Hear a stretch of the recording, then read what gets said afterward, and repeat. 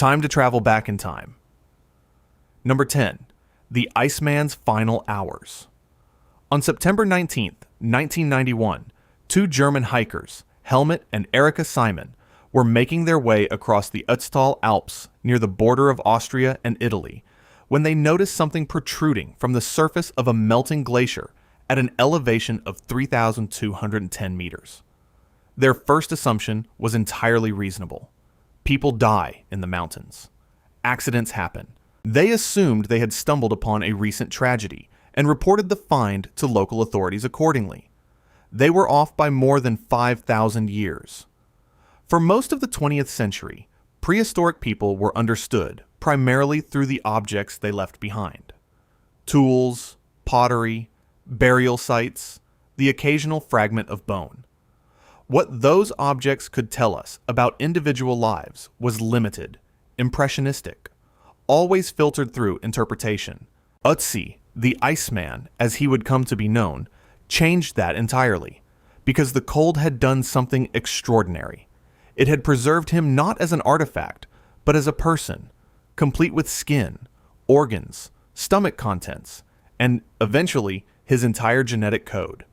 He became the most studied prehistoric individual in human history, and the Urach Research Institute in Bolzano, Italy, became the home of one of the most remarkable cold cases ever assembled. What the technology revealed, layer by layer over the following decades, was nothing short of astonishing. CT scanning showed that Ötzi had been struck by an arrow that lodged in his left shoulder, severing his subclavian artery. He bled to death. But this was not a random accident or a hunting mishap.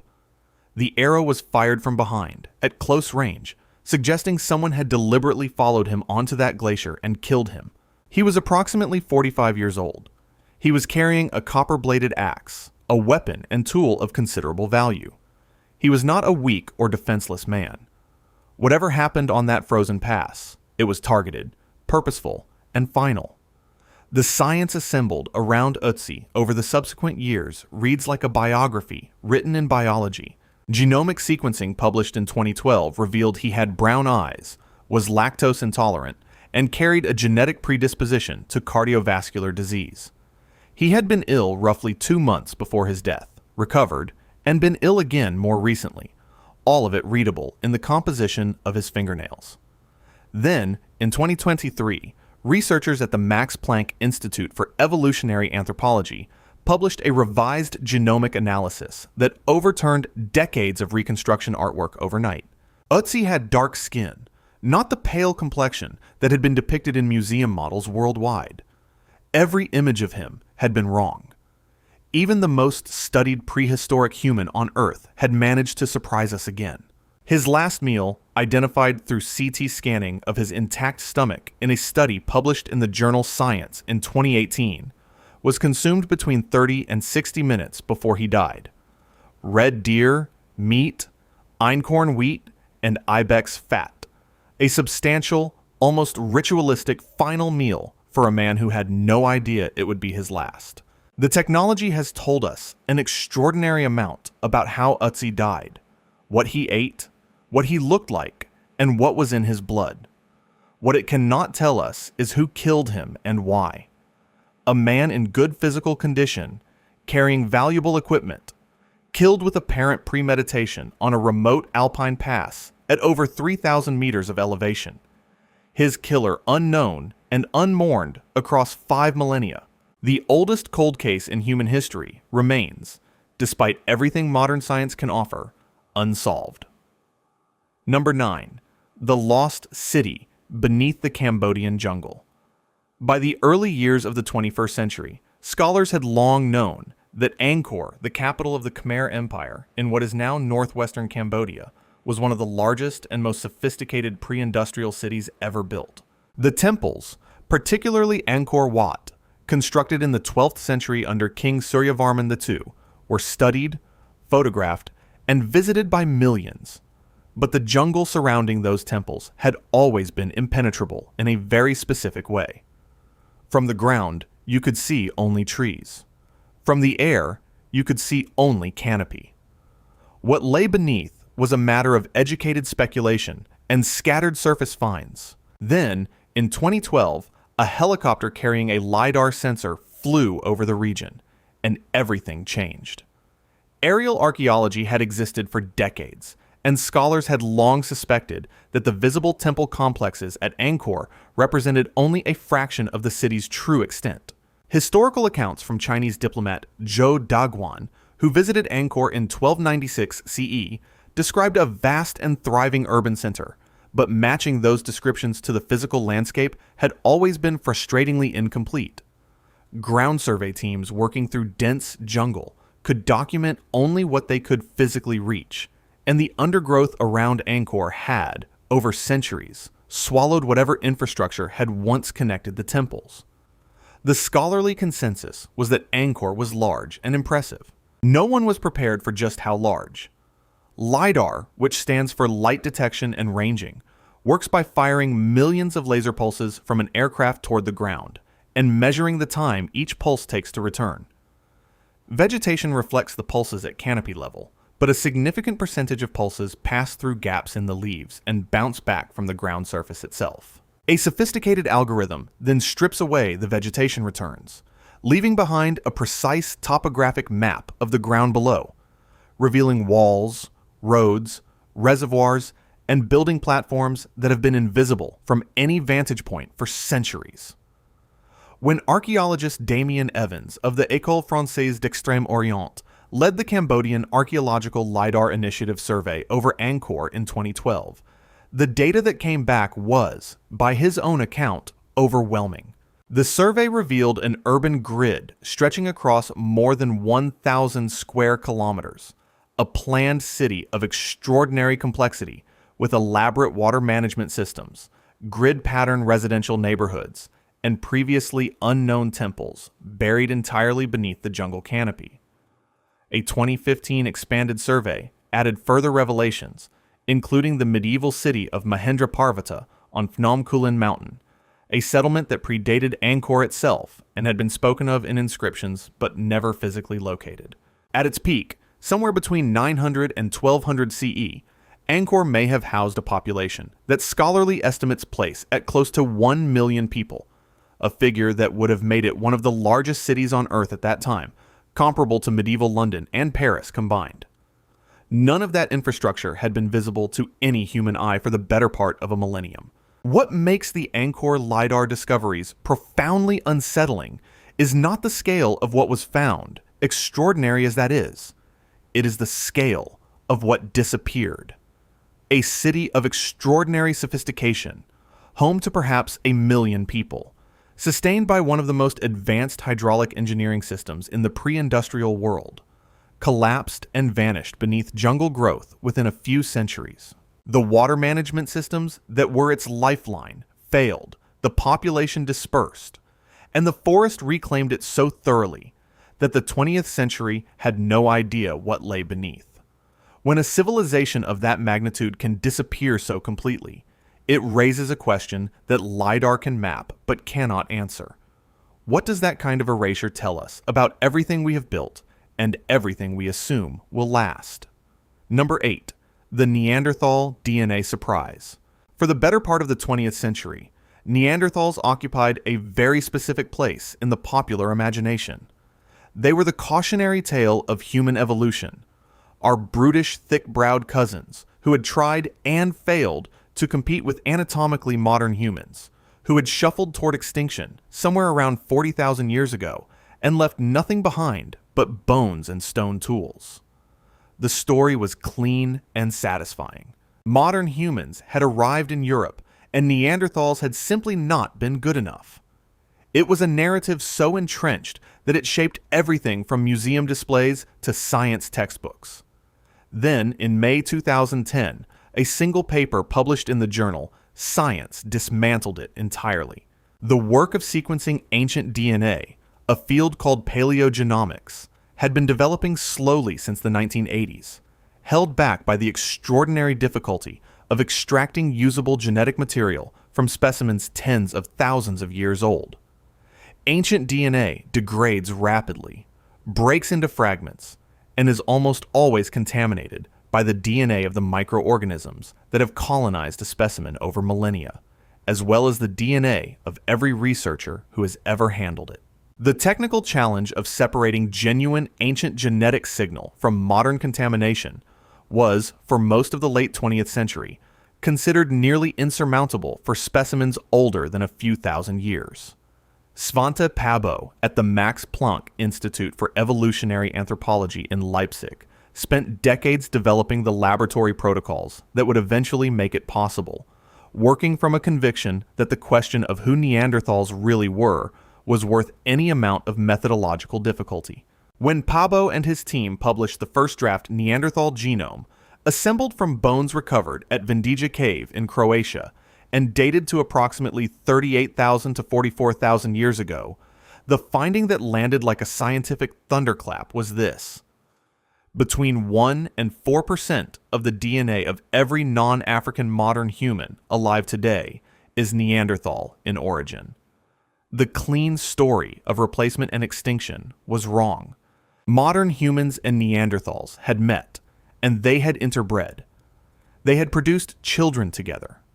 Those children had descendants, and those descendants had descendants, in an unbroken chain stretching across 40,000 years to the present.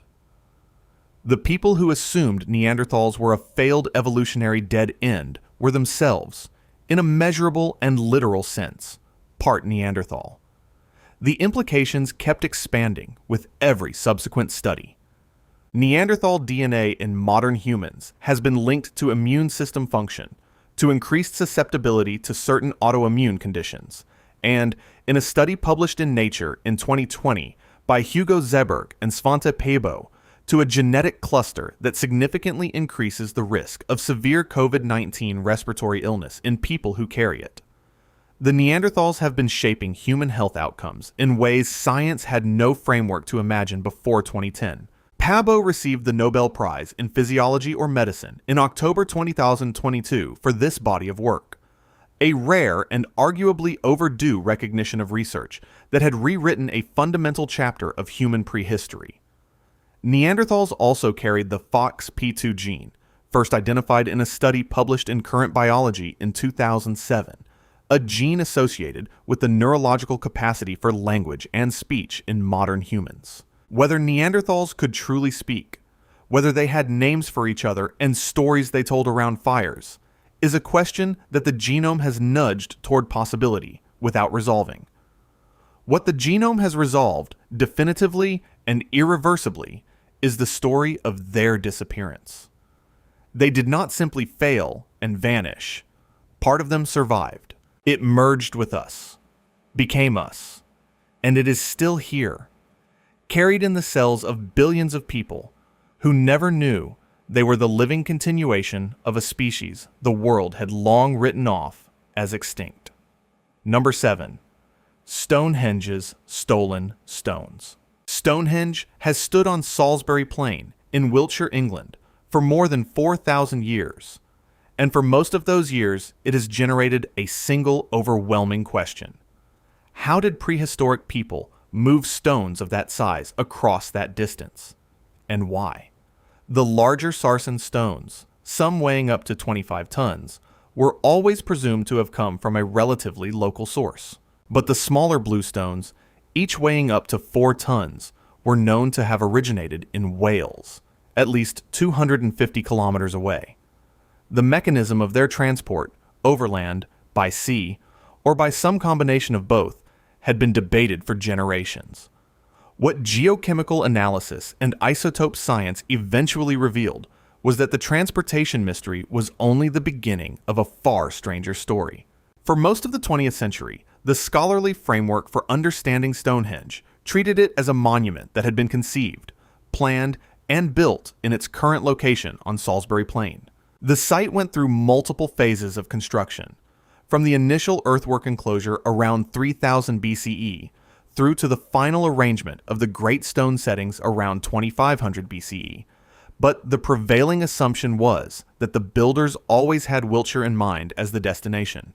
The bluestones had been quarried in the Preseli Hills of Pembrokeshire in Wales, transported at enormous effort and cost, and erected at the site because the site was the point. The stones had been brought to Stonehenge. That was the story. isotope analysis suggested something profoundly more complicated. Research published in the journal Antiquity in 2019 by a team led by Mike Parker Pearson of University College London used geochemical isotope matching to confirm that the bluestones originated specifically at two quarry sites in the Prehistoric Hills, Carn Godog and Rosyfelin. This was already significant, providing the first precise sourcing of the stones. But subsequent fieldwork at a site called Wan Mon, a dismantled stone circle on the slopes of the Prehistoric Hills, produced something remarkable. Radiocarbon dating placed the erection of Wan Mon at approximately 3400 to 3200 BCE, predating the construction of Stonehenge's stone settings by several centuries. The dimensions of the Wan Mon circle matched those of the earliest phase of Stonehenge precisely. Some of the stones at Wan Mon were missing, having been deliberately removed at some point in the distant past. The implication was extraordinary and deeply puzzling. The bluestones were not simply quarried and transported to Salisbury Plain. They appear to have first been erected in a monument in Wales, stood there for generations, and then been deliberately dismantled and carried to their current location. Stonehenge may have been, at least in part, a transplanted monument, moved with enormous labor from one sacred landscape to another. Strontium isotope analysis of human remains found buried at Stonehenge added another layer, indicating that many of the individuals interred at the site had originated in Wales and Western Britain, suggesting a migrating community that brought both their dead and their stones with them. The Sarsen stones, meanwhile, were confirmed by isotope analysis led by David Nash of the University of Brighton, published in Science Advances in 2020, to have come from West Woods in Wiltshire, roughly 25 kilometers north of the monument. The picture that emerges from the isotope science is not a construction project, but a pilgrimage, a community that dismantled something sacred and carried it across hundreds of kilometers to rebuild it in a new landscape, interring their dead along the way. What drove that journey, what the stones meant to the people who moved them, and whether the monument in Wales that preceded Stonehenge was considered incomplete or simply relocated, are questions that no isotope ratio can answer.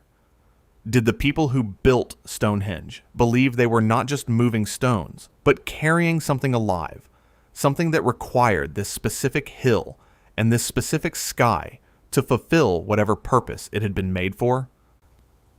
Number 6. The plague that ended the Bronze Age. Around 1200 BCE, something happened that has no real parallel in recorded history.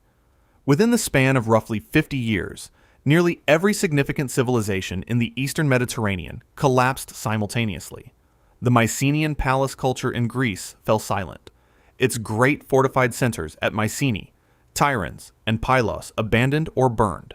The Hittite Empire, which had contested supremacy with Egypt for over a century, dissolved so completely that its capital city of Hattusa was torched and left uninhabited. The prosperous trading city of Ugarit on the Syrian coast was destroyed and never rebuilt. Dozens of other cities across the Aegean, Anatolia, and the Levant were abandoned within the same narrow window of time. Archaeologists call it the Bronze Age collapse, and for over a century it remained one of the most baffling and consequential mysteries in all of human history. The explanations offered over the decades were numerous, and none was entirely satisfying. Ancient Egyptian inscriptions mention the arrival of mysterious groups called the Sea Peoples, invaders from somewhere unknown who swept through the eastern Mediterranean in waves of destruction. Others pointed to internal rebellions, suggesting that the highly centralized palace economies of the Bronze Age had become so extractive and unstable that their own populations rose against them. Earthquake sequences affecting the region around this period provided another candidate. Each theory had supporting evidence. Each also had significant problems. The collapse had been so geographically widespread and so nearly simultaneous that no single cause seemed adequate to explain it, and scholars remained divided for generations. Then, ancient DNA and paleoclimate science began producing data that reframed the question entirely. A 2022 study published in the journal Current Biology, led by researchers at the University of Vienna and the Max Planck Institute, extracted and analyzed ancient DNA from late Bronze Age skeletal remains found across the eastern Mediterranean. Among the findings was something chilling: the presence of Yersinia pestis, the bacterium responsible for plague, in individuals from this period. The strain identified was ancestral to the Justinianic plague of the 6th century CE, itself a precursor to the Black Death. This was not the immediate cause of the collapse, and the researchers were careful not to overstate the finding, but it was a significant piece of a picture that had been fragmentary for too long. Simultaneously, strontium and oxygen isotope analysis of skeletal material from this period revealed unusually high levels of population movement, consistent with mass displacement on a scale rarely seen before the modern era. The paleoclimate picture was equally disturbing. Pollen analysis and climate proxy data extracted from lake sediment cores, including work published by Brandon Drake in the Journal of Archaeological Science in 2012, indicated that a prolonged megadrought began across the eastern Mediterranean around 1200 BCE and persisted for approximately 300 years. The agricultural systems that sustained the Bronze Age palace economies, systems dependent on reliable rainfall and stable growing seasons, would have faced catastrophic stress. Famine-driven migration would explain the population movement visible in the isotope record. A weakened, malnourished population would be far more vulnerable to the spread of infectious disease. And populations desperate for resources make war. What the modern data has revealed is not a single cause, but a cascade, a convergence of drought, famine, plague, mass migration, and military conflict that hit a complex, deeply interconnected civilizational system at its most vulnerable points and brought it down in a way that no single factor could have achieved alone. That picture is unsettling, not merely as history. The Bronze Age collapse may be the most precisely documented example of what happens when climate stress, population movement, disease, and systemic fragility combine, and modern technology has given us, for the first time, the tools to read that warning in full. Number 5. The children sacrificed to the mountain gods. In March 1999, at an altitude of 6,639 meters on the summit of Lulailaco volcano in Salta province, Argentina, archaeologist Johann Reinhard and his team made one of the most profoundly unsettling discoveries in the history of South American archaeology. Buried near the summit of the highest archaeological site in the world, they found 3 children. A girl of approximately 13 years, now known as La Doncella. A girl of approximately 4 or 5 years, known as La Niña del Rayo. A boy of approximately the same age. They had been dead for over 500 years. They were so perfectly preserved by the cold and the arid conditions of the summit that their internal organs remained intact. Their skin was unbroken, their hair was still braided, and the fabric of their clothing had not decayed. They looked, in the photographs taken at the time of discovery, as though they had simply gone to sleep. The Inca Empire, which reached its greatest extent in the 15th and early 16th centuries CE, practiced a ritual known as capacocha, the sacrifice of healthy children to the mountain deities they called apis. It was considered the highest possible offering, reserved for moments of great importance: the death of an emperor, the threat of catastrophe, the inauguration of a significant reign. The children chosen for capacocha were selected not despite their health and beauty, but because of it. They were considered perfect vessels, the most valuable thing a community could give. That framing, that these deaths were acts of devotion and not cruelty by the standards of the civilization that performed them, is essential context. Understanding it does not make what the technology revealed any easier to absorb. CT scanning, hair isotope analysis, and toxicological examination were conducted on the Lulailaco children by a research team including Andrew Wilson of the University of Bradford, with findings published in the Proceedings of the National Academy of Sciences in 2013. The results were extraordinary and deeply troubling. Hair, unlike most biological material, retains a chemical record of everything its owner consumed, preserved in segments that correspond to specific periods of time. By analyzing the isotope ratios along the length of each child's hair, the researchers were able to reconstruct a detailed dietary timeline covering the final year or more of the children's lives. What that timeline showed was a deliberate, systematic transformation. Approximately 1 year before her death, La Doncella's diet shifted dramatically. She began consuming large quantities of maize and dried llama meat, elite Inca foods that had not featured significantly in her diet before. She was being prepared. The toxicological analysis added another layer of disturbing detail. Both coca leaves and chicha, a fermented maize beer, were present in the children's systems. For La Doncella, the concentrations were particularly significant. Her coca consumption had increased sharply in the months before her death, and her chicha intake had spiked dramatically in the final weeks. The researchers concluded that the older girl had been kept in a heavily sedated state in her final weeks of life, likely to ensure compliance and reduce fear. She was carried up the volcano in a state of stupor, placed in a small chamber near the summit, and left there. The cold did the rest.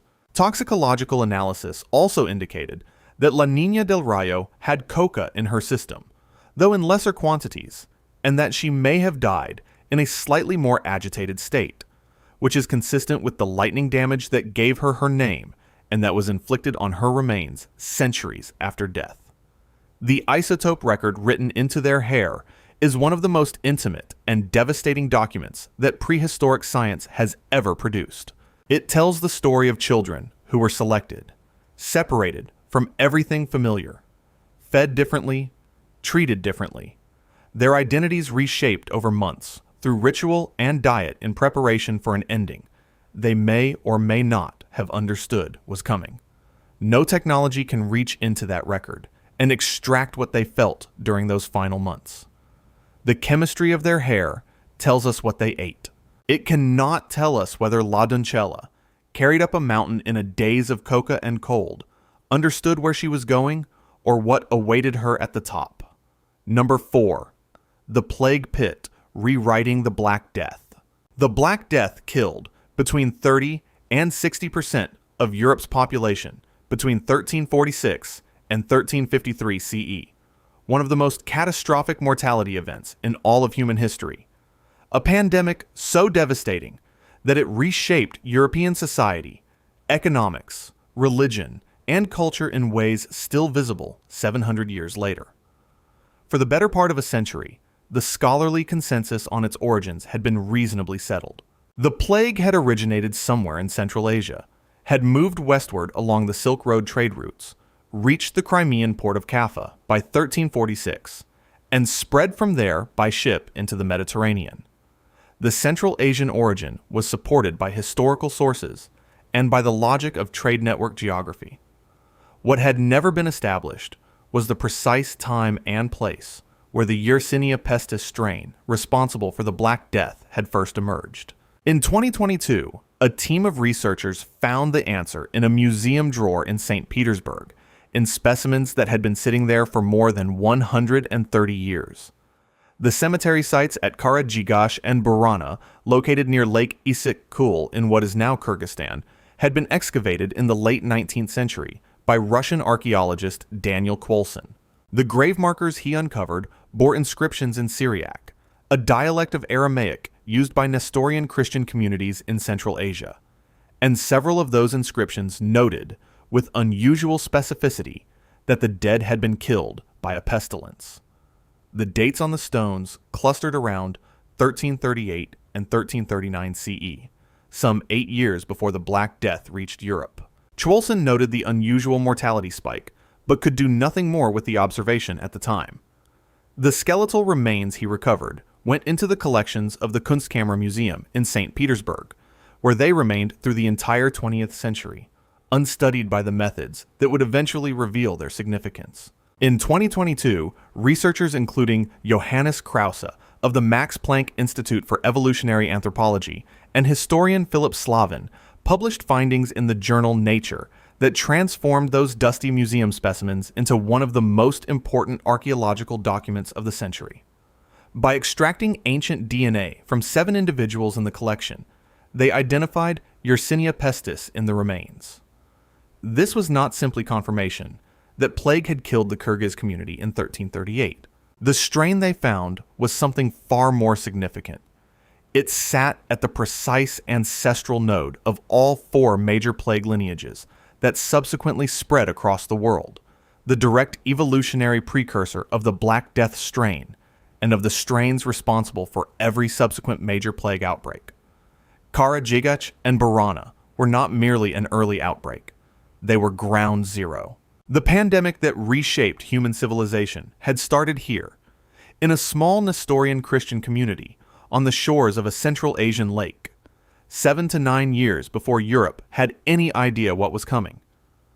The phylogenetic analysis that established this finding also revealed something with profound implications for how we think about museum collections globally. The tools that identified the Kyrgyz cemetery as the origin point of the Black Death, specifically the combination of ancient DNA extraction and genomic sequencing applied to historical archaeological specimens, were not available to researchers before the 21st century. The bones had been accessible.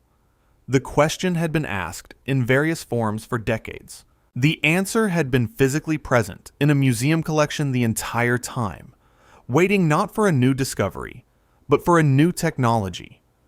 The implications of that fact, for everything from pandemic origins to archaeological cold cases, are staggering. The bones that solved history's greatest medical mystery had been sitting in a museum drawer in St. Petersburg for over 130 years, waiting for a technology that did not yet exist to ask them the right question. And if those particular bones held that particular answer, the unavoidable follow-up is this. In the museum collections of the world, in the unlabeled boxes and unstudied skeletal remains and cataloged but unsequenced specimens of 1,000 institutions, what other answers are sitting in the dark, waiting for the question we have not yet learned to ask? Number 3. The Massacre at Crow Creek. In 1978, construction crews working along the banks of the Missouri River near the town of Chamberlain in South Dakota hit something unexpected in the earth. They had found bones. A great many bones. Archaeologists were called in, the construction was halted, and what followed was the excavation of a mass grave that would fundamentally challenge the prevailing scholarly narrative about the nature of life in pre-Columbian North America. When the full osteological analysis was complete, researchers had documented the skeletal remains of 486 individuals, deposited together in a single burial pit, in a state that told a story of violence on a scale that had not been imagined for this time and place. The site, known as the Crow Creek Massacre Site, and designated 39 BF11 in the archaeological record, was dated by radiocarbon analysis to approximately 1325 CE. The people buried there were associated with the initial coalescent culture, communities that had been living along the Missouri River in the northern Great Plains for generations. Based on demographic analysis of the skeletal remains, the 486 individuals recovered represented an estimated 60% of the local population. This was not a battlefield where warriors had fallen. This was a community. Men, women, children, the elderly, all together in a single pit, in a state that forensic osteological analysis, conducted in detail by P. Willey and published in the Crow Creek Site Osteological Final Report in 1990 and in subsequent studies, made terribly clear. The bones bore extensive evidence of deliberate, systematic violence. Scalping marks were present on the majority of skulls, the distinctive cut patterns left by the removal of the scalp with a stone blade clearly visible under analysis. Decapitation evidence was present on multiple individuals. Cut marks on hyoid bones. The small horseshoe-shaped bones in the throat indicated that tongues had been removed from a significant number of the dead. Evidence of mutilation was widespread across the skeletal assemblage, and the pattern of the injuries was not consistent with the violence of a battle. It was consistent with something more deliberate, more prolonged, and more intentional. A substantial number of the bones also showed evidence of having been processed after death, with marks consistent with defleshing and, in some cases, boiling. The forensic picture was disturbing enough on its own terms. What paleoclimate data added to it was context that made it even harder to look away from. Proxy records from tree rings and sediment cores indicate that the Central Plains of North America experienced severe and prolonged drought conditions beginning around 1275 CE and continuing for approximately 50 years. Agricultural systems that had supported growing populations along the Missouri River would have come under catastrophic stress. Harvests would have failed repeatedly. Competition for arable land and food resources would have intensified across the region. The demographic and dietary isotope evidence from Crow Creek indicates that the population living at the site had already been experiencing nutritional stress before the massacre, their bones showing markers consistent with chronic food shortage in the years before their deaths. The Crow Creek Massacre is a document written in bone, and modern forensic science has become capable of reading nearly every word of it. What it records is not the savagery of a particular culture, but something more universal and more troubling. What happens when a population is pushed to the edge of survival by environmental collapse and resource scarcity? The same pattern, drought driving competition, competition driving organized violence, violence operating at a scale that eliminates entire communities, appears in the Bronze Age collapse, in the Inca highlands, and in the sediment record of civilizations across the world. When resources disappear and populations compete, the 14th century Great Plains showed us with forensic precision exactly what humans become, and the distance between that moment on the Missouri River and any moment in our own time is a great deal shorter than we would prefer to believe. Number 2, the genetic ghost haunting modern humans. In 2008, archaeologists excavating Denisova Cave in the Altai Mountains of Siberia recovered a fragment of finger bone from a layer of sediment dating to between 30,000 and 50,000 years ago. The fragment was small, about the size of a fingertip, and belonged to a child.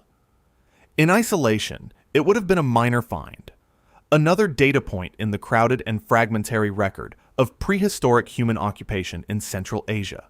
The DNA inside it, however, was something that no one in the scientific community had anticipated, and that the existing frameworks of human evolutionary biology had no category to accommodate. When Svante Pääbo's team at the Max Planck Institute for Evolutionary Anthropology sequenced the mitochondrial DNA and published their findings in the journal Nature in December 2010, the result was as close to a genuine scientific shock as paleogenomics had ever produced. The DNA from the Denisovan fingerbone was not modern human. It was not Neanderthal. It was something else, a distinct and previously completely unknown branch of the human family tree that had diverged from Neanderthals approximately 400,000 years ago and from modern humans even earlier. A lineage that had lived in Asia for hundreds of thousands of years and left almost no trace in the physical archaeological record. Researchers named them the Denisovans, after the cave in which the first specimen was found. To date, the physical remains attributable to this species amount to a small number of teeth, a partial jawbone found in Tibet in 2019 and published in the journal Nature by researchers including Jean-Jacques Hublin, and the original fingerbone fragment. A species that occupied an enormous geographic range for hundreds of thousands of years, from the forests of Siberia to the high plateau of Tibet, is known from physical evidence that would fit in the palm of a hand. But their genetic footprint is anything but small. Whole genome sequencing of modern human populations revealed that present-day Melanesians and Aboriginal Australians carry between 4 and 6% Denisovan DNA in their genomes, evidence of interbreeding that occurred as the ancestors of these populations moved through Southeast Asia and the Pacific tens of thousands of years ago. Other Southeast Asian populations carry smaller but detectable percentages. And then, in 2018, A study published in Nature by Viviane Sloan and colleagues at the Max Planck Institute announced the analysis of a single individual from Denisova Cave who had been given the informal name Denny. Denny was the direct first-generation offspring of a Neanderthal mother and a Denisovan father. Not just a population that had interbred at some point in its history. A specific individual, genetically identifiable as the child of two different species of human, born in a cave in the Altai Mountains, sometime between 50,000 and 100,000 years ago. The most consequential discovery about the Denisovans may be the one with the most direct impact on people living today. A gene variant called EPS1, which regulates the body's response to low oxygen levels at high altitude, was confirmed in a 2014 study published in Nature by Rasmus Nielsen and colleagues to have been inherited by Tibetan populations from Denisovan ancestors. Modern Tibetans can live and work at altitudes that would incapacitate most lowland humans because they carry a genetic adaptation that their Homo sapiens ancestors did not evolve independently, an adaptation they inherited from a people who have otherwise vanished so completely that we know almost nothing about them.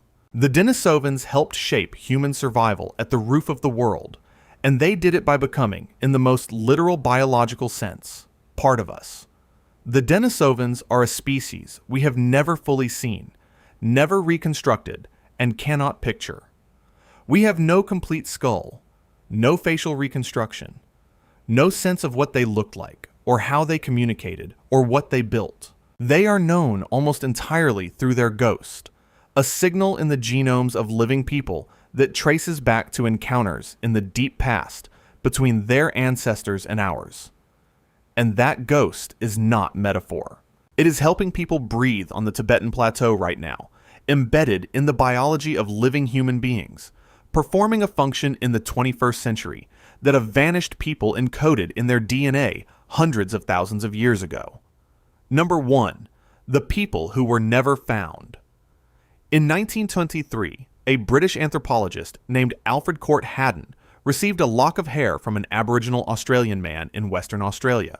He catalogued it, stored it, and it passed eventually into a museum collection, where it sat for the better part of a century, preserved by accident rather than intention, waiting. In 2011, researchers at the University of Copenhagen, led by Eske Willerslev, extracted DNA from that lock of hair and sequenced it against a growing database of ancient and modern human genomes. The individual it had belonged to had been dead for over 100 years. But what his genome contained reached back not 100 years, but 70,000. And what it revealed about the earliest chapters of human history was so unexpected that it forced a fundamental revision of the most basic story science had constructed about who we are and where we came from. The prevailing model of human migration out of Africa, which had been refined over decades of genetic and archaeological research, described a single, significant dispersal event beginning approximately 60 to 70,000 years ago, in which a population of anatomically modern humans left the African continent and spread across Asia, eventually reaching Europe, the Americas, and the Pacific. The Aboriginal Australians were understood to be the descendants of an early branch of this migration, moving rapidly along the southern coastal route through South Asia and into Australia. This was a coherent, well-supported model. It had the virtue of explaining the geographic distribution of modern human genetic diversity in a relatively elegant way. What Willerslev's analysis of the Western Australian hair sample showed was that the elegance had been purchased at the cost of accuracy. The genome of that single individual, a man who had lived in Western Australia around the turn of the 20th century, carried the genetic signature of a population that had separated from the ancestors of all other non-African modern humans approximately 70,000 years ago. Not a branch of the same out-of-Africa dispersal that had populated Eurasia, the Americas, and the Pacific. A separate dispersal entirely, one that had happened first, before the wave that would eventually give rise to the populations of Europe, East Asia, and the rest of the world. Aboriginal Australians were not a variant of the human diaspora. They were its first chapter, a fact their own oral traditions had maintained for 60,000 years, while the scientific frameworks of the 20th century had failed to recognize it. The 2011 findings were supported and amplified by a 2016 study published in the journal Science, and by subsequent genomic analyses that established a picture of human prehistory far more complex, far more layered, and far more mysterious than the single dispersal model had suggested. But the deeper the genomic analysis went, the stranger the picture became. Embedded in the genomes of Aboriginal Australians and Papuan populations was a signal that the researchers could not account for with any known human lineage. It was not Neanderthal. It was not Denisovan. It was something else.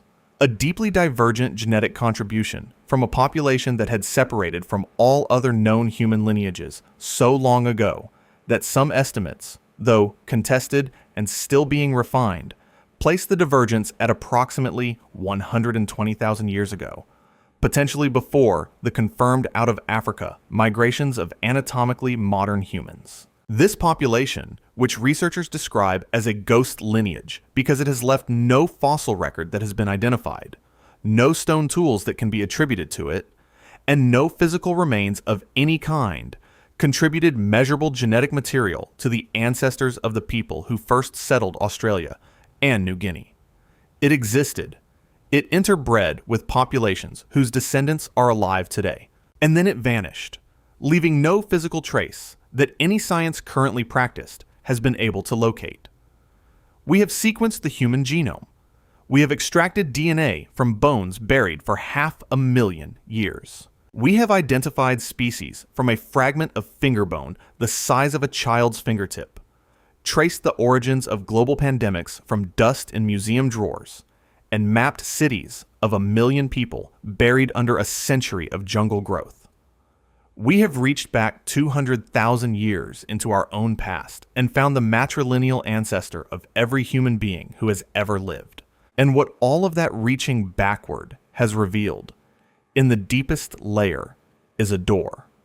There is a branch of our family tree that science has confirmed must exist, whose genetic signature is written in the DNA of living people, who were real and present and part of our story, and who left nothing behind that we can hold or name or see. We carry the blood of people who will never be found, who lived lives in a world we cannot reconstruct, who vanished so completely that only the faintest molecular echo of their existence survives, written silently in every cell of every human being alive on Earth today. If you want to see more videos like this, click the video on screen now and make sure to subscribe. Time to travel back in time. Number 10. The Siberian Cave Lion Cubs. In the summer of 2015, mammoth tusk hunters working along the banks of the Uyandina River in the Sakha Republic of Yakutia, Russia, made a discovery that stopped them cold. Partially emerging from a crumbling wall of permafrost were two small shapes, compact and rust-colored, unmistakably feline. They were not bones. They were not fossils. They were bodies, complete with fur, whiskers, rounded ears, and closed eyes, as though they had simply fallen asleep and never woken up. The hunters had found two lion cubs, and those cubs had been sleeping in the ice for approximately 28,000 years. The Eurasian cave lion, Panthera spelea, was one of the most formidable predators of the Pleistocene epoch, roaming across Europe and Asia until its extinction roughly 14,000 years ago. It was larger than any lion alive today, and it shared its world with mammoths, woolly rhinoceroses, and early modern humans who painted its image on cave walls at Chauvet and Lascaux. Scientists had studied its bones for generations, but soft tissue, the fur, the muscle, the internal architecture of a living animal had never been recovered intact. The discovery of two cubs preserved to this degree was, by any measure, an extraordinary event in the history of paleontology. Dr. Albert Protopopov of the Academy of Sciences of the Republic of Sakha led the scientific investigation, and what his team found was remarkable in its completeness. The cubs were named Uyan and Dina, and they were estimated to have been between 1 and 2 weeks old at the time of death. Their milk teeth had not yet fully emerged. Their eyes were sealed. Every external feature was preserved with an almost uncanny fidelity, as though time itself had paused at the moment they drew their last breath. Subsequent years brought further astonishing finds from the same region. A second pair of cubs, named Spartak and Boris, recovered between 2017 and 2018, and a fifth individual, named Simba, found in 2021. In the space of 6 years, researchers had gone from 0 intact cave lion specimens to 5. The scientific analysis of these cubs has confirmed their species identity through ancient DNA extraction and has established detailed timelines through radiocarbon dating. CT scanning has revealed preserved internal organ structures, providing information about cave lion anatomy that no fossil record could supply. Uyan and Dina's brain tissue, though partially degraded, yielded enough material for preliminary neurological mapping. Tissue samples have been provided to multiple institutions exploring the theoretical possibility of de-extinction, a field that remains controversial but is progressing. None of this, however, has answered the most persistent question that the cubs raise. No cause of death has been established for any of the 5 specimens. There is no evidence of predation, no skeletal trauma, no markers of starvation, no indication of disease. They appear in the permafrost as though placed there with care. More puzzling still, every specimen recovered has been a cub, and every specimen has come from the same general region of Yakutia, despite the cave lion's enormous historical range across 2 continents. No adult cave lion has ever been recovered in comparable condition. Why are only cubs being found here, in such perfect condition, as though they were simply set down in the ice and forgotten? Number 9. The 42,000-year-old foal with liquid blood. In August 2018, researchers from the Mammoth Fauna Study Department of the Academy of Sciences of Yakutia were excavating within the Batagaika Depression, a vast permafrost megaslump in the Verkhoyansk district of Russia that local Yakutian people have long called the doorway to the underworld. The name, it turned out, was not entirely inappropriate. From the ancient exposed layers of permafrost, the team extracted a foal, a young horse, so perfectly preserved that it appeared, at first glance, to have died within the last few days. It had not. It was 42,000 years old. And when scientists performed an autopsy, they found something inside it that, by every established principle of biology, should not have been there.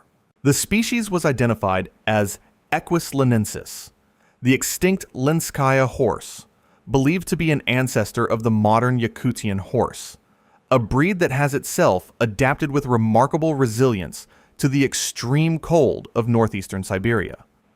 The foal was estimated to have been approximately 2 weeks old at the time of death. Its hooves were intact. Its tail was preserved. Its skin covered the body without rupture. Its hair, fine and chestnut-colored, lay flat against its neck as though groomed. The level of preservation was immediately recognized as exceptional even by the standards of Yakutian permafrost finds, which have yielded some of the most complete Pleistocene specimens ever recovered. What the autopsy revealed was genuinely unprecedented. The researchers found liquid fluid in the foal's blood vessels, fluid that was identified as blood. They also recovered urine from the animal's bladder, intact after more than 4 decades of millennia in the frozen ground. The blood in particular drew immediate international attention because liquid blood in a specimen of this age represents something that existing models of biological preservation struggle to accommodate. Organic molecules degrade. Cell walls rupture as water crystallizes. The processes of decomposition, though arrested by freezing, do not leave behind liquid. And yet, there it was. The excavation was conducted in collaboration with the Suum Biotech Research Foundation of South Korea, an institution actively pursuing cellular material from Pleistocene specimens for de-extinction research. Scientists proposed that the foal's extraordinary preservation was the result of extremely rapid freezing, possibly from falling into an ancient lake or boggy depression, which would have lowered core body temperature faster than conventional burial in frozen ground. The radiocarbon dating, conducted on tissue samples, returned an age of approximately 42,000 years, placing the animal in the late Pleistocene, a world of mammoths and cave bears and early Homo sapiens crossing into the Americas.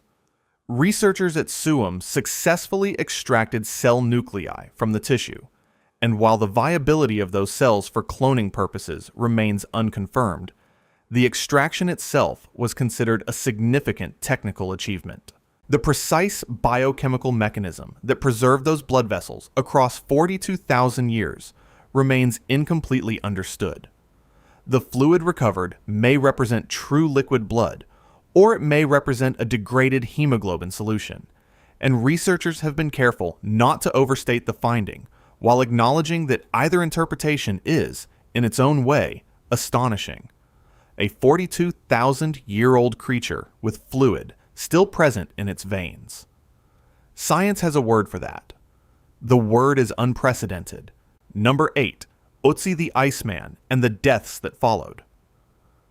On September 19, 1991, two German hikers, Helmut and Erika Simon, were descending the Ötztal Alps near the border between Austria and Italy at an elevation of approximately 3,210 meters when they spotted what appeared to be a discarded object protruding from a melting glacier. It was the upper body and head of a man, his skin darkened and leathery, his face pressed against the rock. They assumed it was a recent accident victim, a hiker who had perished in the mountains and been covered by ice. They reported the discovery to authorities, and the recovery effort began. It was only during the examination that followed that the true nature of the find became clear. The man in the ice had not died recently. He had died approximately 5,300 years ago. Ötzi, as he came to be known, named after the Ötztal Valley where he was found, is the oldest naturally preserved human mummy ever recovered in Europe. His body is now housed at the South Tyrol Museum of Archaeology in Bolzano, Italy, where he has been studied continuously for over 3 decades by researchers from institutions across the world. The preservation achieved by the glacier was extraordinary. Ötzi's clothing, tools, and equipment survived alongside his body, providing an unparalleled window into Copper Age life in the Alps. He carried a copper axe, a yew longbow, and a birch bark container. He had eaten a meal of red deer, einkorn wheat, and various plants within the last hours of his life. He was, in almost every sense, a complete human being, returned to us from the Neolithic. The cause of his death, when it was finally established, was disturbing. For years, researchers debated whether Ötzi had died of exposure, exhaustion, or violence. Then, in 2001, Paul Gostner and Eduard Agarter Wiegel published their analysis of a new X-ray revealing an arrowhead lodged in his left shoulder, severing a major blood vessel. Ötzi had been shot from behind and murdered. Further forensic analysis found blood from at least 4 different people on his tools and clothing, suggesting he had been involved in combat shortly before his death. The world's oldest cold case was, officially, a homicide. He also carried 61 distinct tattoos, many of them positioned over arthritic joints, leading some researchers to theorize they represent a form of therapeutic treatment, perhaps the earliest evidence of acupuncture-like practice in the archaeological record. And then people began to die. Helmut Simon, one of the 2 hikers who originally found the body, disappeared in a blizzard in the Ötztal Alps in October 2004 and was found dead. Rainer Hölzel, the journalist who filmed the body's removal, died of a brain tumor shortly after appearing in a documentary about the discovery. Konrad Spindler, one of the first scientists to examine Ötzi and the author of a major book about the find, died of complications from multiple sclerosis. Kurt Fritz, the mountain guide who led the recovery team to the site, was killed in an avalanche. Helmut Haas, a mountaineer who assisted in the excavation, died of a heart attack. Tom Loy, the molecular archaeologist who identified the blood samples on Ötzi's tools, died in 2005 from a hereditary blood disease he had been battling for years. Dieter Warnecke, a fellow hiker who had been with Helmut Simon on the day of the original discovery, suffered a fatal heart attack at Simon's funeral. No rational scientist attributes these deaths to supernatural cause, and each individual case carries a plausible natural explanation. The clustering, however, of fatalities among a small and specific group of people connected to a single 5,300-year-old murder victim is a coincidence that researchers have noted, analyzed, and never formally dismissed. Genetic analysis published in 2013 identified living relatives of Ötztal in the Tyrol region, descendants in the paternal line of a man who was shot in the back and left in a glacier more than 5 millennia ago. His killer was never caught. 7 people connected to his rediscovery are dead.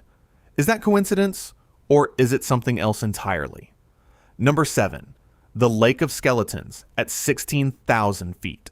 In 1942, a British forest ranger named H.K. Madhwal was trekking through the high Himalayan mountains of what is now Uttarakhand, India, when the ice around a remote glacial lake began to melt in the summer heat. What emerged from the meltwater was not soil or rock. It was bones. Human bones, by the hundreds, rising to the surface of a lake sitting at an elevation of approximately 5,029 meters, or 16,499 feet above sea level. Rupkund Lake is barely 40 meters across. It sits in a rocky hollow in the Trishul Massif, accessible only by high-altitude trekking routes, surrounded by permanent glaciers, and exposed to the full violence of Himalayan weather. It is one of the most remote locations in the Indian subcontinent, and it contained the skeletal remains of at least 800 human beings. The initial assumption, made in the context of the Second World War, was that the bodies were Japanese soldiers who had died attempting a covert mountain crossing. That hypothesis was quickly ruled out. The bones were clearly ancient, and the equipment found alongside them, wooden artifacts, iron spearheads, leather goods, suggested a medieval or earlier origin. For decades, Rupkund was one of archaeology's most puzzling sites, a mass grave at impossible altitude with no satisfactory explanation for who the dead were, why they had come, or what had killed them. Local folklore in the region described a pilgrimage route that passed near the lake and a tradition of carrying the bodies of the dead to its waters. But neither narrative accounted for the sheer scale of the deposit or the evidence of simultaneous, violent death. The anomaly deepened dramatically with the publication in September 2019 of a comprehensive DNA study in the journal Nature Communications. The research team, led by Dr. Ayadawin Harney of Harvard University in collaboration with institutions in India, the United Kingdom, and Germany, extracted and analyzed ancient DNA from 38 of the skeletal individuals. What they found was baffling. The skeletons did not represent a single population or a single event. They belonged to at least 3 genetically distinct groups from different parts of the world who had died at different times, centuries apart. One group showed South Asian ancestry and had died approximately 800 to 1,000 years ago. A second individual showed Southeast Asian ancestry. And then there was the third group, 14 individuals who showed genetic ancestry most consistent with populations from the Eastern Mediterranean, likely Crete or the surrounding region, and who had died approximately 1,800 years ago. The cause of death for the South Asian group has been proposed as sudden, catastrophic hailstorm, a meteorological event well documented in the Himalayan region, capable of producing hailstones large enough to cause fatal blunt force trauma. Forensic analysis of the South Asian skulls showed consistent injuries to the crown of the head, compatible with objects falling from above rather than from weapons or falls. For the Mediterranean group, no equivalent explanation has been established. The 14 individuals of Eastern Mediterranean genetic ancestry who died at Rupkund Lake 1,800 years ago remain entirely without historical context. No trade route, no pilgrimage tradition, no military expedition, no documentary record places people of this origin at this altitude, in this part of the Indian subcontinent, at this period in history. 800 skeletons, 3 continents, and a lake that has kept its secret for nearly 2,000 years. It is still keeping it. Number 6. Sasha, the baby woolly rhinoceros. In September 2014, a reindeer herder named Alexander Bondarov was working along the banks of the Semyulyak River in the Sakha Republic of Yakutia, Russia, when a shape in the eroding permafrost caught his attention. What he uncovered would become the most complete woolly rhinoceros specimen ever recovered from the fossil record, and it would quietly overturn a scientific assumption that had stood unchallenged in published literature for decades. The specimen was named Sasha after its discoverer, and it was approximately 18 months old at the time of its death, 34,000 years ago, in a world that was already ancient when the pyramids were a concept undreamed of. The woolly rhinoceros, Culodonta antiquitatis, was among the most iconic megafauna of the Pleistocene, roaming the cold steppes of Eurasia from Britain to eastern Siberia until its extinction approximately 10,000 to 14,000 years ago. Artists and scientists had reconstructed its appearance for generations, drawing on skeletal remains, cave paintings, and the occasional fragmentary frozen find. It was known to have been heavily built, covered in thick fur adapted to sub-zero temperatures, and equipped with a distinctive elongated horn used, researchers believe, for sweeping snow aside to access vegetation in winter. The reconstructions filled museum displays and textbooks. They were considered reliable. They were, it turned out, not entirely correct. Sasha's preservation was extraordinary. Approximately 80% of the animal's soft tissue was intact, including fur, skin, and partially preserved internal organs. The body was covered in a dense, yellowish-brown coat of hair, shorter and finer than the thick adult coat, consistent with a juvenile animal. And then there was the horn. It was found separately, approximately 10 meters from the body, displaced by millennia of permafrost movement, but it was found, and its color was unmistakable. The horn was yellowish-brown, a warm ochre tone that no existing scientific reconstruction had ever depicted with accuracy. For 40 years, artists and researchers had been drawing the woolly rhinoceros horn in shades of dark gray or black. By analogy with modern rhinoceros species, they had simply been wrong. The radiocarbon dating of Sasha's remains returned an age of approximately 34,000 years, placing her in the mid-upper Paleolithic. CT scanning of the carcass revealed detailed information about bone development and growth plate formation, confirming the age estimate of 18 months at death. Analysis of gut contents provided direct evidence of diet, identifying specific plant species that Sasha had consumed in her final days and contributing to the broader reconstruction of Pleistocene Yakutian ecosystems. No cause of death was identified. No trauma was present. No predation marks on the bones. No evidence of starvation or disease. Like the cave lion cubs before her, Sasha simply stopped, and the permafrost held her exactly as she was. The horn color revelation is, in isolation, a small detail, but it carries an unsettling implication that extends far beyond rhinoceros pigmentation.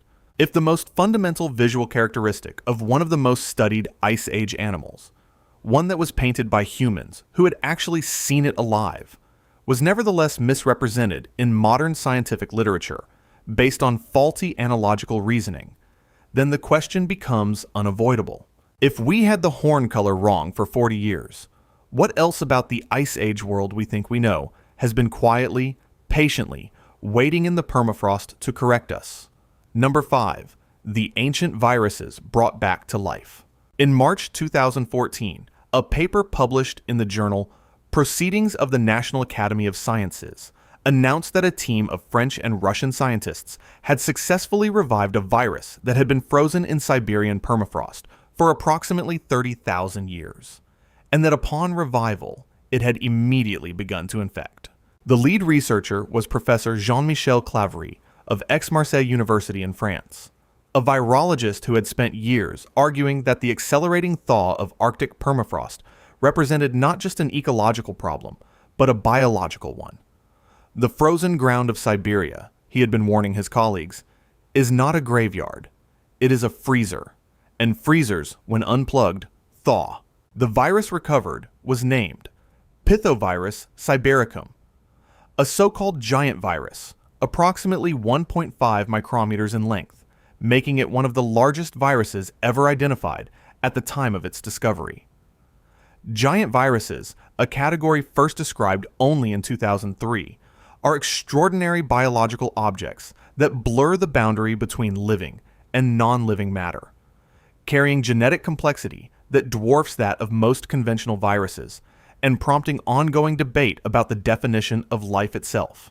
The Pithovirus sibericum specimen was recovered from permafrost approximately 30 meters below the surface, in the Chukotka region of Siberia, a depth and location that had kept it sealed from the atmosphere and from any possibility of contamination for 3 full cycles of ice age and thaw.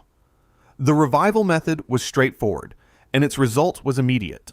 The virus was introduced to cultures of Acanthamoeba, a genus of single-celled amoeba that serves as a common host for giant viruses in laboratory settings.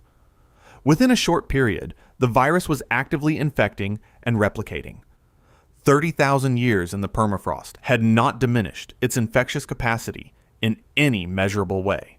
In November 2022, Clavery's team published a follow-up study in the journal Viruses, reporting the successful revival of 13 additional ancient viruses recovered from 5 distinct permafrost layers across Siberia. The oldest of these, Pandoravirus yedoma, was approximately 48,500 years old, making it the oldest virus ever successfully revived. Every specimen recovered remained infectious after revival. The critical reassurance offered by these findings is that all of the viruses revived to date are giant viruses that target amoeba, not human cells, and pose no direct infectious risk to people. Clavery and his colleagues have been careful to make this distinction in every public statement.